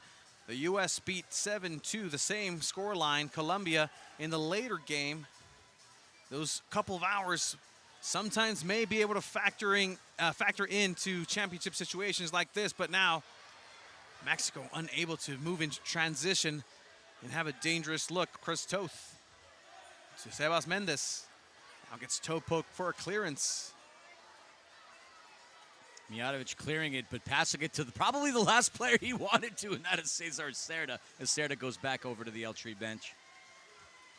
We'll see what the gamesmanship is going to translate to with those two players here in the last of the third quarter and moving into the final moments of this tournament. These tournaments are fun as there is a clearance into the heavens, does not touch the ceiling, which would have a ball restart at that same place. Here comes Sebastian Mendes with a parry, now a save, and that's going to get called for a handball outside of the box and a blue card. And there's a challenge flag that gets thrown out onto the turf. You saw the entire Mexico squad motion on over to the bench. Let's take a look at that replay again. And it looks like he was inside of that box when the ball makes contact with the hands. It's not where other sports where if one part of the body is outside of the box, it counts as a foul or a handball. The contact was made with the hands, it seemed like in the box, but this is going to be another instance of Four Nations Cup video review. And that's, of course, one play that you're going to want to throw a challenge flag on, because a 1v1 opportunity is always a tough scenario for any goalkeeper, pressure being on the individual that has the opportunity to score. But this should be an easy call for Kia over there with Fernando Peña taking a look at it again. Seba Mendes firing in on that left side, and Cristian Hernandez's hands absolutely were in the fan club box, so that shouldn't be a handball. This video review shouldn't take anywhere near as long as the last one. You see the Mexico bench and team looking at one of the big Frontwave arena screens and seeing what you're seeing right here. And the key here is that the call originally was a handball and a blue card, so you have to have irrefutable evidence to overturn that. Now, with the angle provided, well, this one's going to give us that perfect angle. And shout out to our production staff for giving us this view. This will be the clear and obvious we were looking for. There's a step out of the box, and then this, and see, that's exactly why. Ooh. Ooh. Ooh. Philly, ¿qué piensas? I might have to overturn my original thought. We're about to find out. Field stands. 2 minutes Call shootout stands. for handling That is going to be outside a the penalty huge area. play. That means that it is going to be a handball right outside of the box. Set piece situation. Hernandez going. And this is going to be, it seems like, a shootout situation. We've seen one of these already because it was a clear opportunity for goal. And now somebody you know very well, Philly, Justin Stinson. The stinger is what I like to call him, because he stings opposing teams' defense with his fancy footwork and his ability to convert. So now he's going to have an opportunity to go against a teammate of his, Brandon Gomez, who had a stellar time at TST in Cary, North Carolina. Will it be Stinson? Will it be Gomez? Can the U.S. have the equalizer? Here we go. 5 seconds is not needed because that goes in for the U.S.'s second goal. Goal. Justin Stinson. We've seen it time and time again. Justin Stinson with a knack for putting that pelota into the back of the net. Brandon Gomez, the unfortunate task of having to step in cold. He knows his teammates' tendencies, but his teammate knows his teammates' tendencies. And so Justin Stinger, I should say, Stinson, capitalizes, and now we're tied here. The score, 2-2. We got ourselves a ball game, Tony, and I couldn't have expected anything less. I feel like a broken record, having said that maybe the third time since I jumped on the air with you. But truer words could not be spoken, Philly, because that's exactly what we have, 2-2, as intense as it gets. Still having Gutierrez for Mexico in the box, an important element there is going to be crucial in the fourth quarter as this ball gets caught by Toth and restarted immediately. Hernandez. See, I'm used to seeing Brandon outside of his area so much for the Empire Strikers that it was just muscle memory there. Playing that sixth attacker that head coach Noah Bassi likes. And did a fan get contact? It looks like it. Paul Savage is tending to one of the fans. Yeah, it looked like there was contact there with one of the front row fans. Man, talk about a guy that nobody can hate, Paul Savage. It's just magic hands and coming to the aid of not just players, but anybody around who needs help. Class human being. I had the opportunity to travel with the soccer team down in Chihuahua, Mexico for the finals, and just listening the way the entire staff, the players, the front office talked about Paul. It was very heartwarming the way. Of course, they ribbed him a little, they joked, but it's all love, and there's a lot of love for Paul Savage from everybody in San Diego, and of course Empire as well throughout the MASL. Yes, a class human being. Well, let me tell you again, this is a giant family. It's a giant festival of football that's happening here. You hear the USA chants, you hear the Mexico chants, Portero chants. It's part of the fun and games of international play here at the Four Nations Cup. And depending on how this game goes, you'd have to say that the camera angles are the MVPs for the United States, because that angle we saw, Tony, didn't think that it would have been the play. We thought it was going to be reversed. Mexico thought it as well, but the elevated angle and the way that camera was situated was perfectly indicated what it was, and as a result of that, here we are.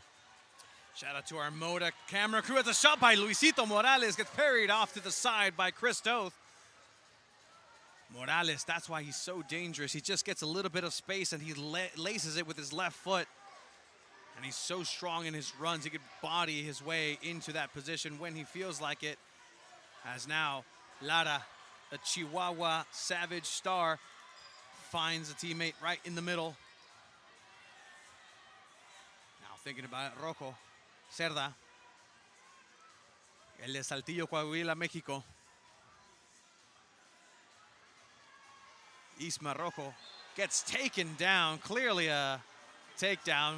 Now by Mijatovic, who extends the hand, little cheeky hand, and now play resumes here. Watch out, Mexico trying to take advantage, and a great slide tackle by Stefan Mijatovic. Now going to ground and putting literally,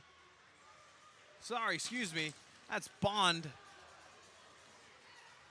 He tracked back so quickly, though, made a heck of a play. The dump off on that shot. Had Bond not been there, well, we might have saw a golden eye. I wanted to make a James Bond reference. Failing really bad there, but great defensive play by Taylor Walter Bond.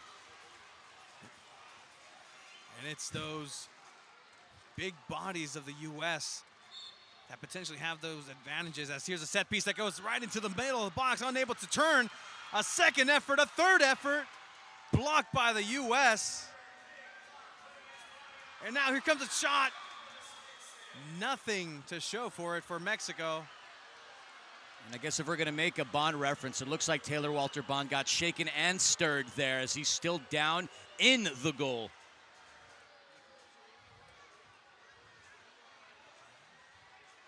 As Bond goes down, gets sat back down by Paul Savage, just saying, hey, just take your time. He did originally go down. The play was still running, got himself up and able to at least make his presence known in that shot, but ultimately goes back down. We'll see here. Here he's already on the ground, unable to necessarily continue, but still trying to be useful to his defensive efforts. Oh yeah, that's a Warriors mentality. A great gamesmanship in that sense, because he could have easily fallen out of the play right there and just not done anything, but he stood as best as he could to get in the way to prevent anything from prevailing, and he gets brought right back up by Paul Savage, up on his own accord. So take a couple of moments as Stefan Mijatovic replaces Taylor Walter Bond, but two tough players replacing one another.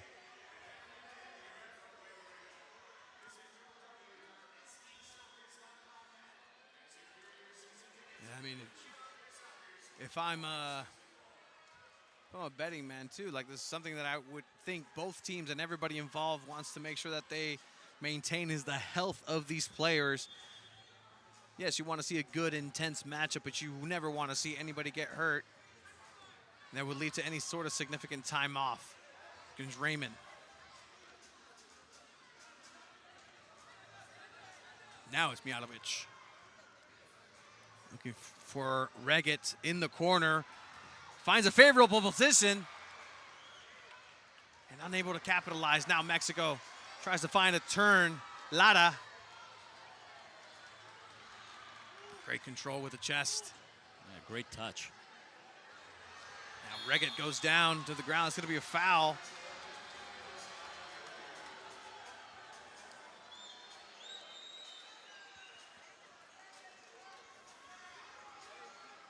Now you can certainly say that the mental aspect of this game is going to be crucial for the rest of the match.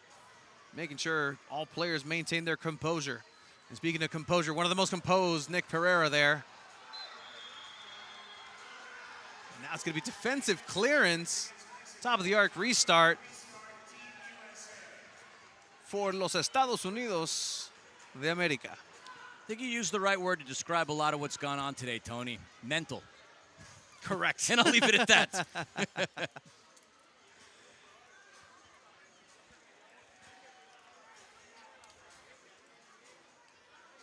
And so far, the set piece battle and just the acumen of some of the players that Team USA has have been showcased. Nick Pereira being the ultimate distributor off of a set piece out of a dead ball situation.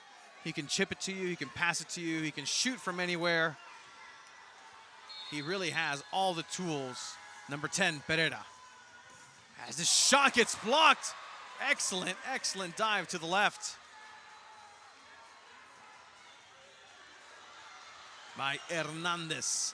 Luisito Morales. Morales continues dribbling down the middle. Finding an outlet. Rojo. Cárdenas. One player that for sure is missed by Team USA is Drew Ruggles, who got sat out for this matchup. There's Rojo once again back to Cárdenas. And the sign of a high intense game is a third quarter situation where the forwards are pressing, and this is going to be a shot right into Toth, unable to catch it. He looks at his hands, knowing he should have done better and not let that squeeze out of his grasp. Now Pereira in between three, that patience, that body, he's able to distribute and move forward. Here comes Sanchez. Sanchez getting pressed by Cárdenas. Sanchez continuing in between two. Rojo and Cárdenas able to dispossess Sanchez. Despite how talented Sanchez is, he's not going to get away from that Mexico sandwich. An excellent turn here. Now an opportunity and a chance. Some hands being played. Alvarez unable to turn, able to dispossess there. Sebastian asking for a chance, some sort of call.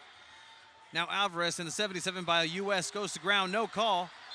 Now we get a whistle, and it's going to be in favor of Mexico.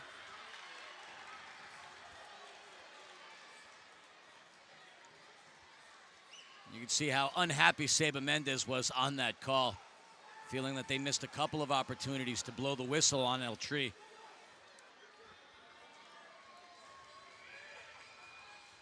Set piece opportunity now. And the thing that the U.S. has the advantage is the size on set piece, but we'll see a great interference there by number 24, Stefan Mijatovic. Read that one very well.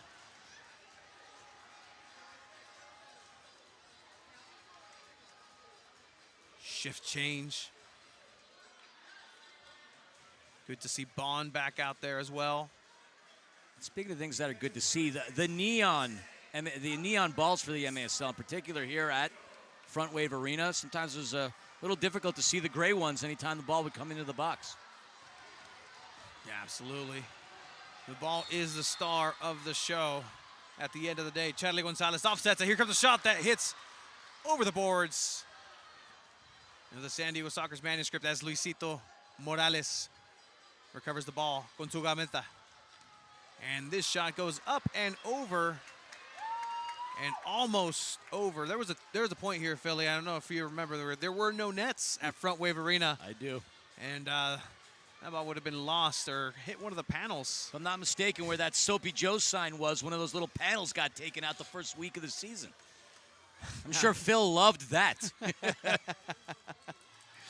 There were bespoke panels that could just be popped back in. So whoever sold them, those were, very good quality. As here's a chance, speaking of quality cross. Rega trying to get the pass off of his chest, remaining there on the ball, getting called with the foul. Mexico now moving with the ball quickly. 1:30 left in the third quarter.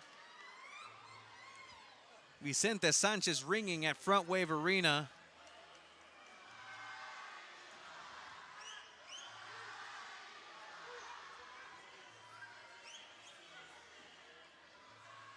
And we will see, if you thought what we've seen so far in this championship game, 2-2, with 3 quarters of action, wait till you see the fourth and final quarter, which will be the deciding factor of who goes home with the Four Nations Cup trophy, which I don't know if you've seen the Four Nations Cup trophy. I was trying to find the latch where they were hiding the check for $10,000. It might be within the trophy. Could be. Might be within the trophy, and knowing some of these TST winners, they might just have to smash it a la TST trophy. Yeah, that was wild. Who knows? Maybe they need to melt it down and take whatever precious metal it's made out of it to convert it. Commodities are up there these days. Charlie Gonzalez cutting off that ball, but that's going to be a shot here. Great stop by Hernandez off of the Alvarez shot over the right-hand side. Still unable to control it, get really settled here. Now a ball into Justin Stinson. Unable to find that window to shoot. One of the most fun players to watch individually. Just Justin Stinger is an absolute gem of indoor soccer. And now Sanchez looking for a worldie of a volley. Here's Mexico. Mexico putting numbers up. Here comes a shot that gets blocked. And that is going to be the end of the third quarter of action. The Four Nations Cup is going to go down to the fourth and final 15 minutes. The quarter that'll decide who goes home. Four Nations Cup, Mexico 2, the U.S. 2. We'll be back with more action after this.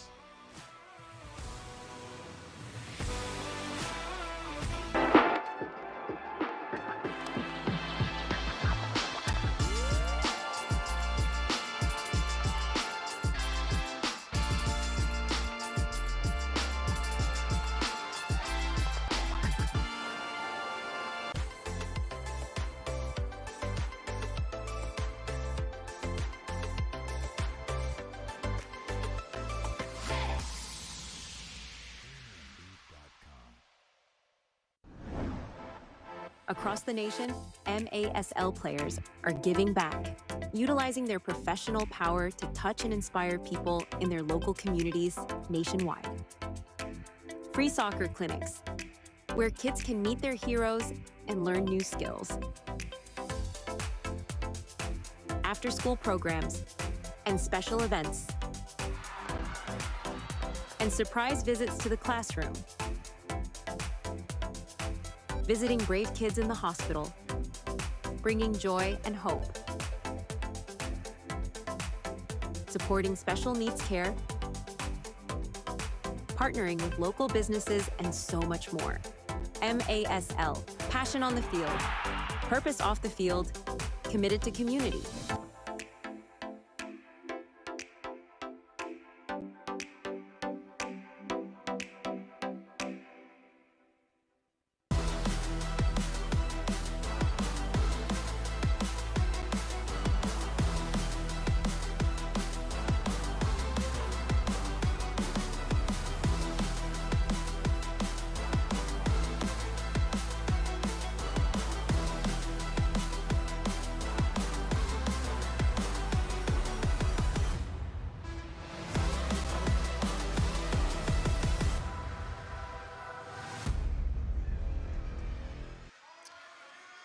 We are back here at Frontwave Arena, La Casa del Campeonato, the championship game of the Four Nations Cup, where the U.S. and Mexico are doing battle 2-2, knotted up into the final quarter. As we see, one of the traditions, one of my favorite traditions here, the frisbee toss into an impossible target in half field, as we do see security just flanking both teams at this point for the security of everybody involved, maybe even for the mascot, Sonny, who was getting a little too close.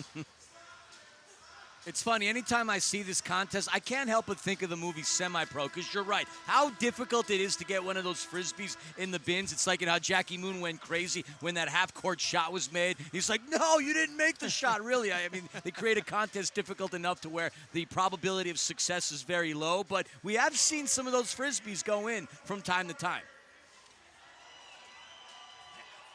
Let me tell you, it's one of the highlights when it does here for the fans at Frontwave Arena, as the fans are ready to go for the final 15 minutes of action. The Mexico supporters are in the house. The USA supporters are representing. This is set up to be an exciting final quarter of action. The Four Nations Cup was pretty much built for this final quarter of action. Oh yeah, El Tri never travels alone. The passion in green always fills stadiums, always fills arenas. But obviously you've got the American fans that are up and roaring, stars, stripes, soccer vibes. Can the U.S. light up the night against El Tri, or will Mexico take home not only the trophy, but 10 grand? I know there's a lot of players on that team that know how to succeed in cash prize tournaments, but guess what? On the opposite end, same thing could be said about the U.S. You saw Mexico there trying to surprise the U.S. right off of the initial kickoff here. Cárdenas trying to anticipate the ball. Very, very, very nearly intercepted. That's going to be a foul called against Mexico. That's Javier Gallegos, Javier El Pony Gallegos, number 47. U.S.'s Reggett from Kansas City, one of the best premier clubs in MASL. Successful franchise with great fans, great players, great crowd support, great broadcasters too. Shout out to Eric Bergerud, Nick Vasos. Shout out to everybody at Kansas City for that matter. Shout out to the Reggett family, by the way. I got to see them in Cary, North Carolina. Speaking of Kansas City. See if Zach's got a goal up his sleeve for the U.S. For right now, it looks like Kia Depina had a yellow card up his sleeve for Borrego, head coach for Mexico, Team Mexico. We have 5 minutes misconduct on Mexico.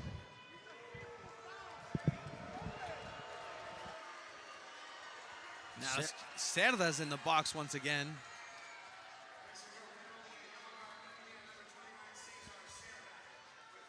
Cárdenas needs to be a little careful, because I know he's been chomping at Kia quite a bit. Yes, that's an important element.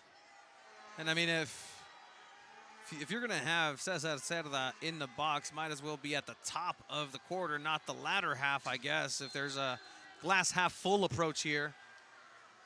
That is as optimistic as a perspective as one could possibly have. Got to find the silver lining sometimes, Philly. No, I like that. I've always been a glass half full kind of guy anyway. Takes the same amount of energy, takes the same kind of size of a cup. And speaking of cup, cheers to everybody out there watching today's game and sticking with us. That third quarter felt like a game within its own. Yeah, absolutely. But finally, we got some action. And we'll see what surprises and extracurriculars we can have and expect from these two sides. Mexico, Estados Unidos, Mexico, USA. Charlie Gonzalez, Charlie Golazo. Now with the ball back to Ismael Rojo. Cárdenas. Yeah, I know you're not a betting man, but if you had to bet, how many months would you say it really took for him to grow back his hair that way? I think 8 to 9 months. I remember the moment I saw him first, Cárdenas with the short hair, who loses the ball here, dispossessed by Ben Raymond, his teammate in the Sockers.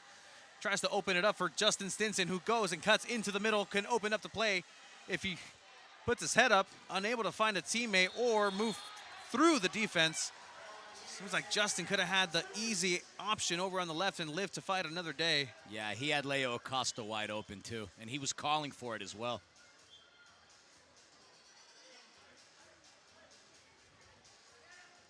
Leo Acosta, of course, we talk about the Kansas City Comets, another representative. And a bad place to be dispossessed there. Mexico gaining the advantage. There was Gutierrez to Rojo. Gutierrez lines it up, shoots over the crossbar, rebound, Mexico. Once again, here comes Mexico, offloads it. That was Jorge Leal. Just forget how aggressive and how strong of a leg Gutierrez has. He chipped the paint off of the Frontwave Credit Union side on one end, took off the San Diego Soccer's paint on the other end. Golden Gutierrez has a golden gun when it comes to firing away at goal. And some of Golden Gutierrez's best work comes in the fourth quarter. So we'll see if we have more surprises from number 4 of Mexico. Well, I thank you for saying his best goals come against Empire in Ontario, because I thought that's where you were going. Well, they just happen to come to certain teams in that time frame. Well, at least I'm glad you didn't say it. I said it, yes. I put it out in the open, but I really thought that's where you were going with it. But here we have Sebastian Mendez asking for the ball back once again. Mijatovic cornering himself. That was Lara who dispossessed Mijatovic very well. 5'6", dispossessing 6'4". Excellent defense. And here comes a shot that almost finds the back of the net. Toth almost surprised by that. And Mexico on the offense here. Haven't really seen much of the U.S. just yet in dangerous sections. I'd say Cristian Hernandez certainly the busier of the two keepers, though. I mean, he's had some exceptional saves in that third quarter. Así es correcto. Here comes the ball. Set piece.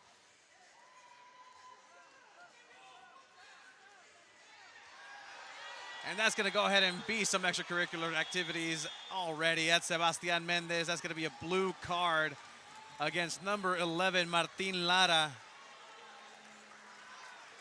And look, he's trying to establish his case that he got his jersey tugged on as well.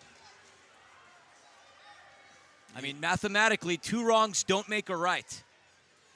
Correct, and we'll hear what the decision is here finally by Kia Depina. 2 minutes time penalty for holding. Holding. 2 minutes. That is Martin Lara, part of the Chihuahua Savage, tricampeón. Will they have what it takes for a fourth? Certainly have the firepower, but with the way you've had squads like San Diego and Empire load, should be an interesting MASL season. Absolutely, as we now enter a power play situation at 11:15 for the USA to try to go ahead and get an advantage. As this ball goes right directly to the hands of the goalkeeper now, Alvarez.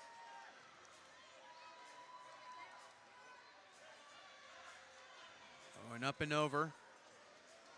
We saw 3 failed power play attempts by Colombia in the first game earlier today.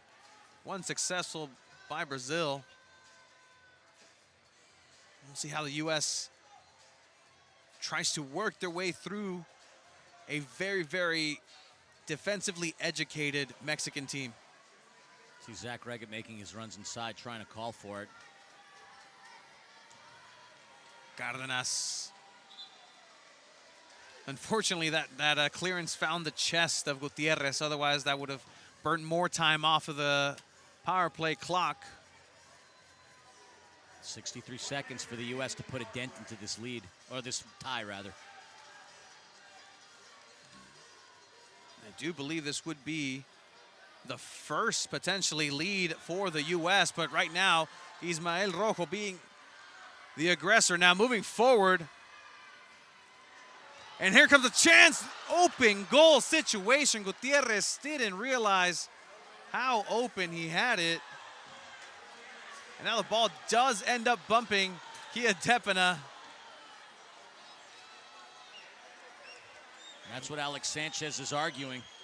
But man, Chris Toth almost took a gamble that bit him royally. Oh, Dios mio, an opportunity for Mexico to convert. I think we all stood with a gasp. Now it's going to be Sanchez restarting play.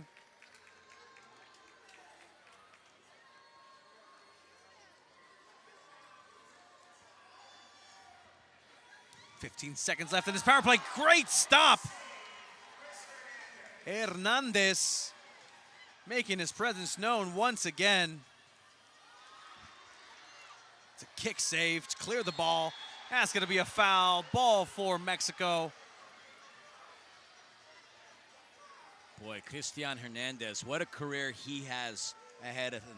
I mean, I know there's some unbelievable goalkeepers in this league that you would put above him, mainly because of tenure and success sustained, but Christian Hernandez has to be in that conversation for the future of goalkeeping in the Major Arena Soccer League.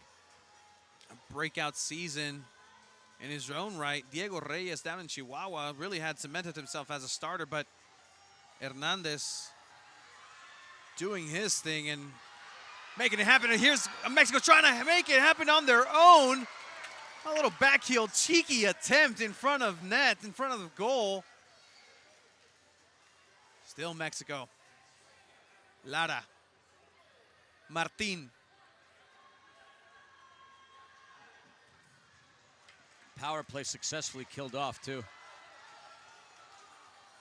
And now Mexico's trying to ride the momentum now of a successful power play kill with the ball at Charlie Gonzalez's feet.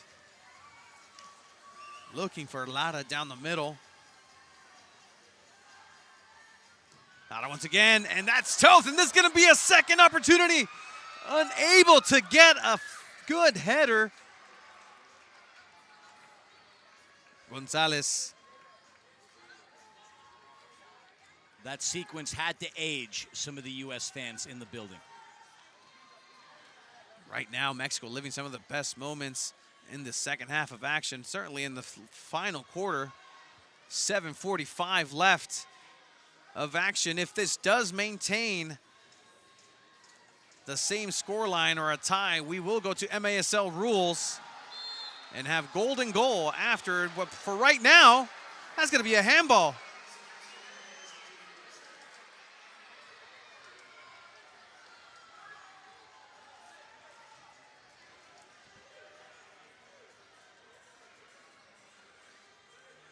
And a dangerous location for a set piece now for Mexico.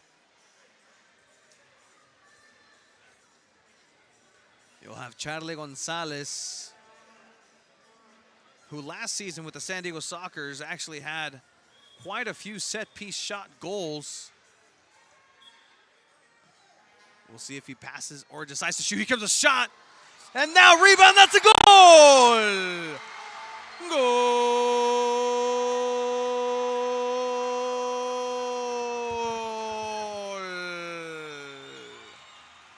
De Mexico! In the right place at the right time. And I believe, Jorge Leal, the goal scorer on that play. Nothing that Chris Toth can do as Charlie tried to thread it through himself, going to that right side. You'd have to give the assist to Kaiser Permanente because that's exactly the part of the boards that it bounced off of to enable that spacing. And now Mexico goes in 3-2 with 7:30 remaining in the fourth quarter. 3-2, but I'll tell you, if you're a Mexico supporter or even the team themselves, a 3-2 lead against this U.S. team is nothing but uncomfortable because there is a lot of talent, a lot of time left for the U.S. side to respond. But an excellent sequence, like you said, Philly. That Azteca spirit is alive and well here at Frontwave Arena. They don't call them luchadores for anything. Back to wrestling. It seems to be the thing that you and I love to talk about when we're not talking about soccer, and I welcome it. Everything in life is wrestling at one point. The pageantry, the sports entertainment. Oh, yes. And in soccer as well. There's drama, there's contact, there's physical action. It has everything. Irresistible forces, immovable objects. And sometimes you get two mega powers all at once. Well played. Well played. Icon versus icon. Well, we do have Sting somewhere out there, and Justin Stinger. That is true. I mean, that would be a fun game to play. Who would be who when it comes down to it, as far as what fun wrestling names we could come out if this was that kind of a show. But, I mean, I know everybody at home wants to hear about indoor soccer, not so much professional wrestling, but that could be a podcast you and I do. Maybe we just came across an idea. You know what? Yeah, I like that. We'll connect after, Philly. Yeah, I like that idea. There is plenty of space in either sport to go ahead and have fun with that. But for right now, 6:55 left, fourth quarter. Four Nations Cup championship game, as this is going to be a sliding tackle right at center field. A blue card comes out.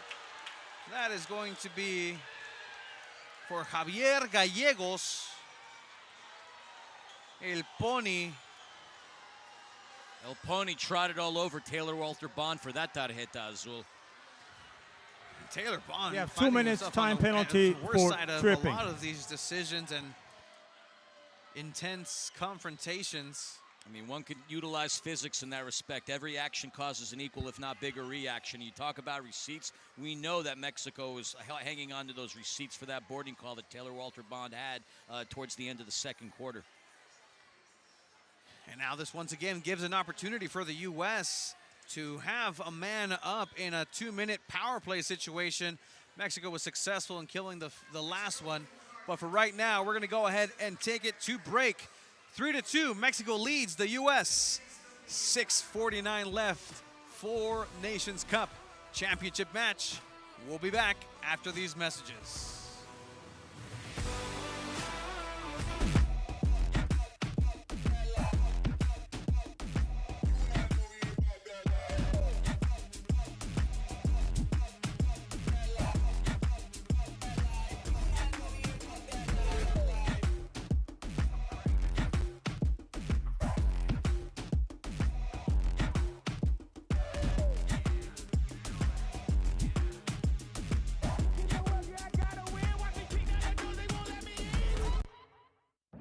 Indoor soccer fans, it's time to unleash a giant leap for fandom.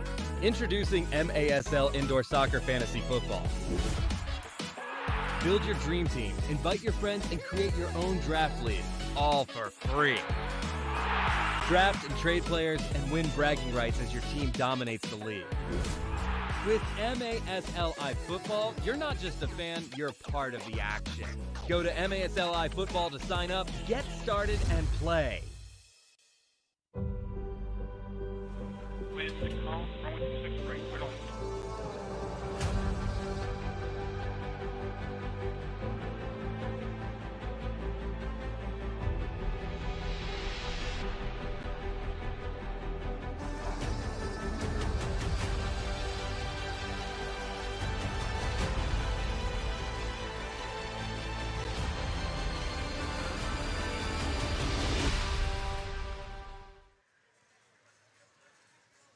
And we restart action here with 6:42 left with the U.S. on a power play situation.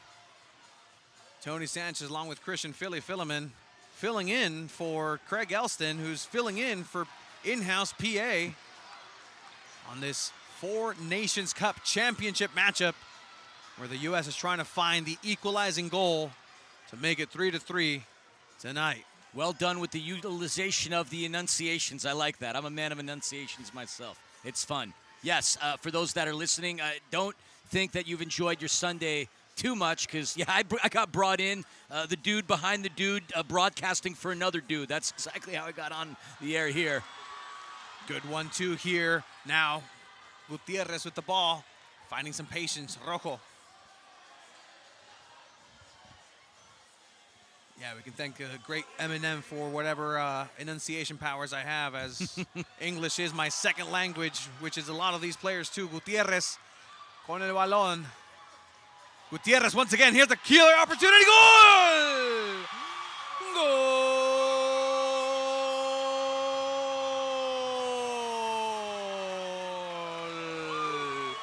Christian Gutierrez!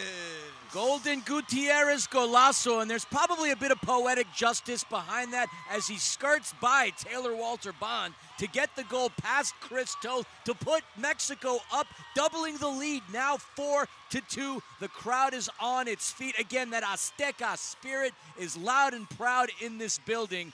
And now that the U.S. is down 4-2, Chris Toth is going to come off, and the U.S. is going to utilize that sixth attacker with Stefan Mijatovic putting on the sixth attacker jersey. Will we see a sixth attacker dagger? But looking on the other end, Tony, it looks like Cristian Hernandez is cramping up a bit as Big Rojo's stretching him out. A lot to be asked by Cristian Hernandez, not just in this game, but in the game last night as well. And that was a shorthanded goal because, again, 47 seconds left in the U.S. power play. That's as bad as a situation as you can say for the U.S. Going back a goal and an opportunity to tie up the game. Now you're forced to go into a sixth attacker situation. And this can really open the floodgates, especially with the talents of somebody like Cristian Gutierrez. Oh, yeah, the pitch is looking at who's going to come on for that sixth attacker role. I mean, again, it's Steph. You got Justin Stinson on there. It looks like Sebastian Mendez, Nick Pereira. You have Alex Sanchez, who had a breakout season for the Milwaukee Wave. I mean, there's a lot of firepower and a lot of very capable goal scorers that are going to come attack this Mexico defense. Here in beautiful Frontwave Arena in San Diego. San Diego, can you feel the beat? Lisa's 40th anniversary tour is coming to Oceanside's very own Frontwave Arena on November 8th. Groove on over for a night of your favorite 80s and 90s hits, brought to you by the renowned Lisa, Expose, JJ Fad, Candyman, The Jets, Rob Bass, and more. Scan the QR code on screen for an unforgettable night of throwback tunes and good vibes. Philly, what can you tell me about Lisa, if anything? I can tell you about Rob Bass. Like Rob Bass, I'm down to get down. I can't believe the 80s and the 90s. Look, what decades of decadence. I mean, the 80s were fun. The 90s obviously had their highs and their lows. I mean, it's kind of funny how you went from having nothing but a good time to your last resort with Papa Roach. But either way, it's always fun to be nostalgic. Hey, nostalgia sells. I just went to Oasis at the Rose Bowl. I felt like I was back in 1995. I loved it. Absolutely. That has to be special out there with the reunion of two soccer-loving individuals as well. Sadly, they're Manchester City fans, and I, due to my love of Eric Cantona, am a United fan, and Manchester yet again is blue.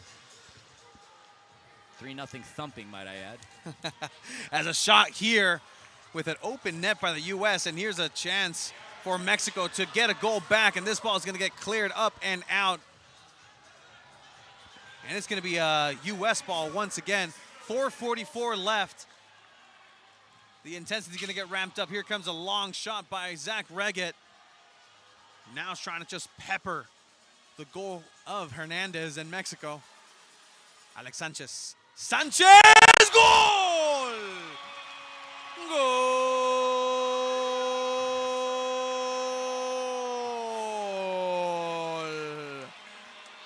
Alex Sanchez! Are you kidding me? From way down by Petco Park, Alex Sanchez with a stunning goal, a sixth attacker dagger, if you will, Tony. That one made my jaw drop down to the floor and back up into the roof of my mouth. Alex Sanchez, que golazo. And now the game plan for Mexico is try to gain that two-goal advantage. That would have been the tying goal had it not been for Mexico heading a shorty. And now it's full strength Mexico, full strength U.S. 4-11. Mexico can control the pace, can control their own destiny as Cerda is getting pressed. Continuing. And all it took was just that one, because obviously you've seen the level of gamesmanship change whereas Mexico felt a little more comfortable. You could feel they're under a little more duress right now. Not as calm as they were about 45 seconds ago. And now we'll see who rides the momentum. Mexico having some space here, and a shot. Toth blocks. Toth for a second time. Those reactions by Chris Toth. When you have a clear shot on goal out of nowhere, you get a Chris Toth apparition. Alvarez.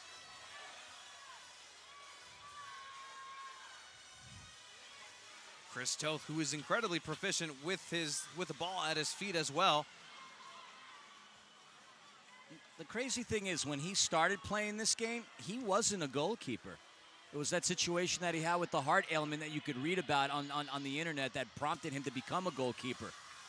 And for all the teams that he's played for, that was a very opportunist situation as Mexico goes on the counter. It's a 2-2. Chris Toth, one-handed save, ball still in play.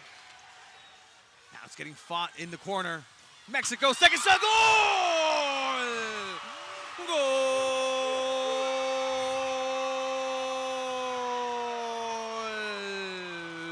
El Pony Gallegos driving that. 5-3, Mexico. Just when you thought it was safe for the U.S. to have a clear path at making a comeback, Gallegos, El Pony, with a horse kick in for a goal. I mean, not going to say that that's going to be the silencer, the proverbial nail in the coffin, because as we know in indoor soccer, anything is possible, but that's a stunner to the U.S., and what a goal and what a quick answer as the U.S. started gaining momentum back here late in the fourth. And right now, it's Mexico's game to lose, but the U.S. will have something to say about it. Returning back to the sixth attacker, they found success with a goal in this same style and formation. Cárdenas. Now a header, here comes Golden Gutierrez. Gutierrez with a chance to end this. Gutierrez has a pass. Gutierrez with a chance, so close, Mexico. Goal!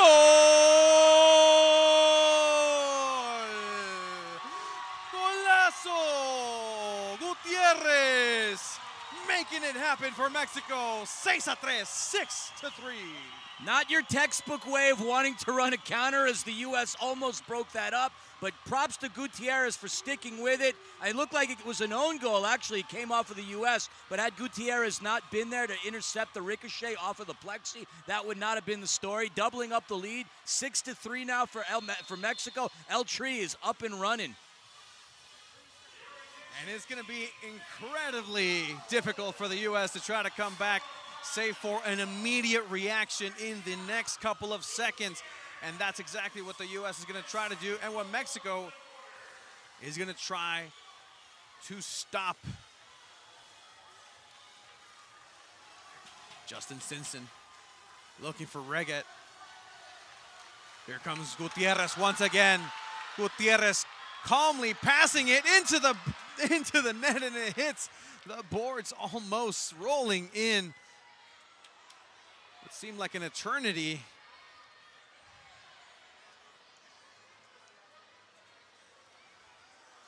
One minute and a half left in this championship game.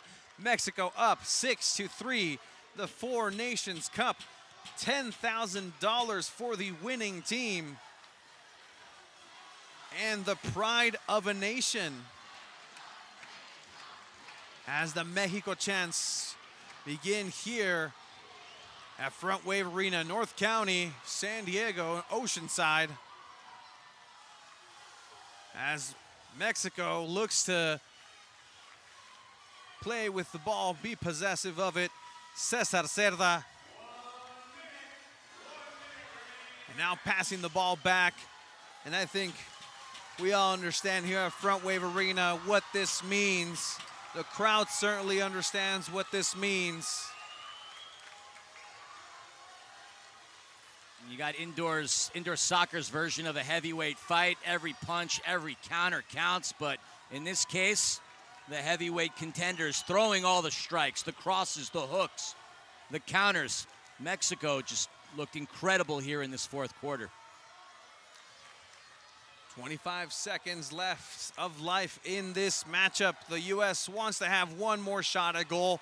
one more chance to send their fans home with a smile. Here comes the ball that gets shot and parried out with 10 seconds left. Mexico is going to win this.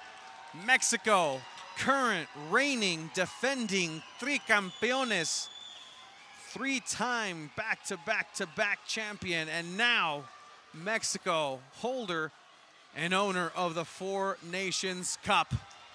As this game comes to an end, Mexico, your Four Nations Cup champion. In this rivalry, no such thing as away fans. Arguably the home team won today. And look, the atmosphere here in Frontwave Arena, it was fantastic. I mean, the tension that was in here was palpable. The electricity was there. U.S. did everything they could. They made it a game utilizing that sixth attacker. For a split second, we thought it might be a nice momentum change and a run for the U.S., but that man, Golden Gutierrez, and his love for all things action in the fourth quarter made itself evident again, and what an MVP-like performance he had late in the game. Absolutely, and we're going to go ahead and take it to break, and we'll be right back, and we'll take you for the last of this exciting match of Mexico, U.S. 6-3, Mexico, campeón.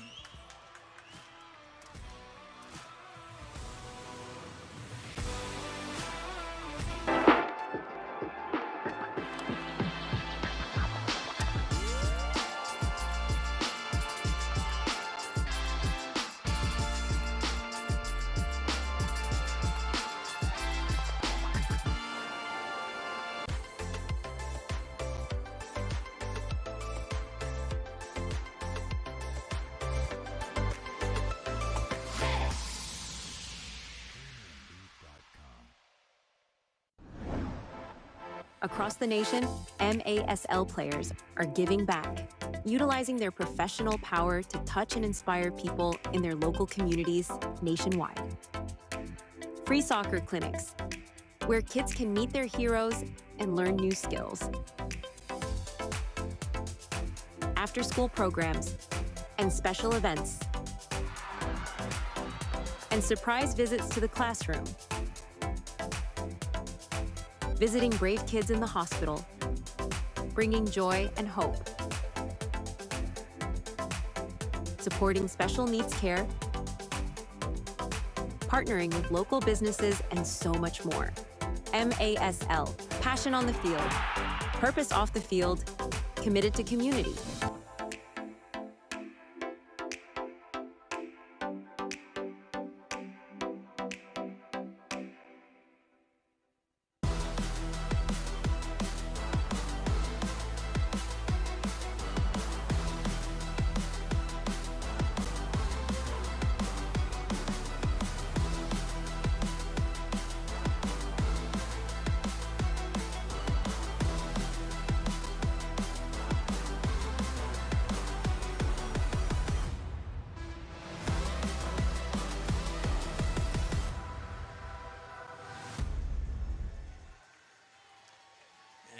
We return here to Frontwave Arena as we're going to go ahead and have the champion crowned. 6-3 is the final score in the championship game of the Four Nations Cup, as Craig Elston on camera right now presenting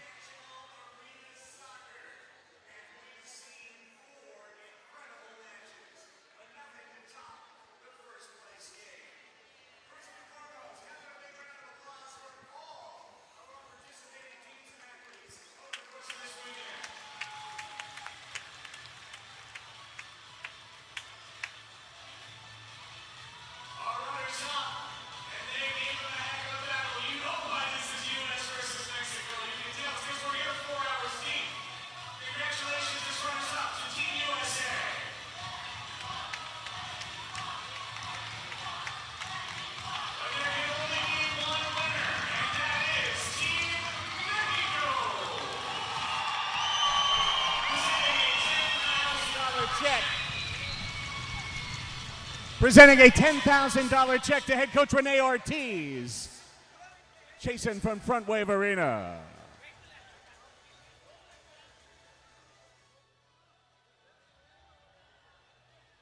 And now if we can have Mexico team captain Cesar Cerda come forward.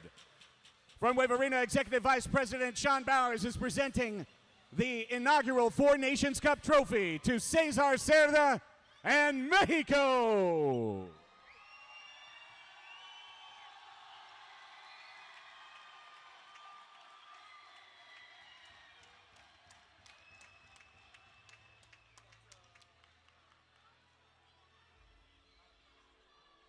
Fans, it's been an incredible night. Thank you so much for sticking around and staying late with us here at Frontwave Arena. Let's send it back up to Philly and Tony in the booth. We're going to go ahead and look at the winning team, Los Campeones, Mexico, winning the Four Nations Cup title and championship. And some may say more importantly, the check as well. It's going to get split up amongst the winning team. We're going to have some highlights of the fourth quarter here, starting with this goal right here that, you know what, at the end of the day, it's a little bit of fortune, some pinball action inside of the box. It goes in, breaking the tie that we had 2-2. As once again there, Golden Gutierrez, who has that wherewithal, that patience to just chip it over Chris Toth's right side. But the U.S. wasn't done yet. An excellent, excellent shot by Alex Sanchez. That's why he's a revelation in the MASL with actions like that. And then Mexico, once again, with that rifling shot from the left. Incredible. And then to close it on out, own goal, o quien sea Gutierrez, but that's a Mexico goal, and it counts just as much. And that is how we end up with a 6-3 scoreline here at Frontwave Arena. Los Campeones of the Four Nations Cup here in Oceanside. We're going to go ahead and say thank you to everybody. Thank you, Christian Phileman, for filling in, as well as Craig Elston, who jumped in, and Brian Farber. Thank you to our Emoda crew for everything that they do on the production side of things. That is going to end it here from Oceanside, California, and MASL TV. Mexico, Campeones.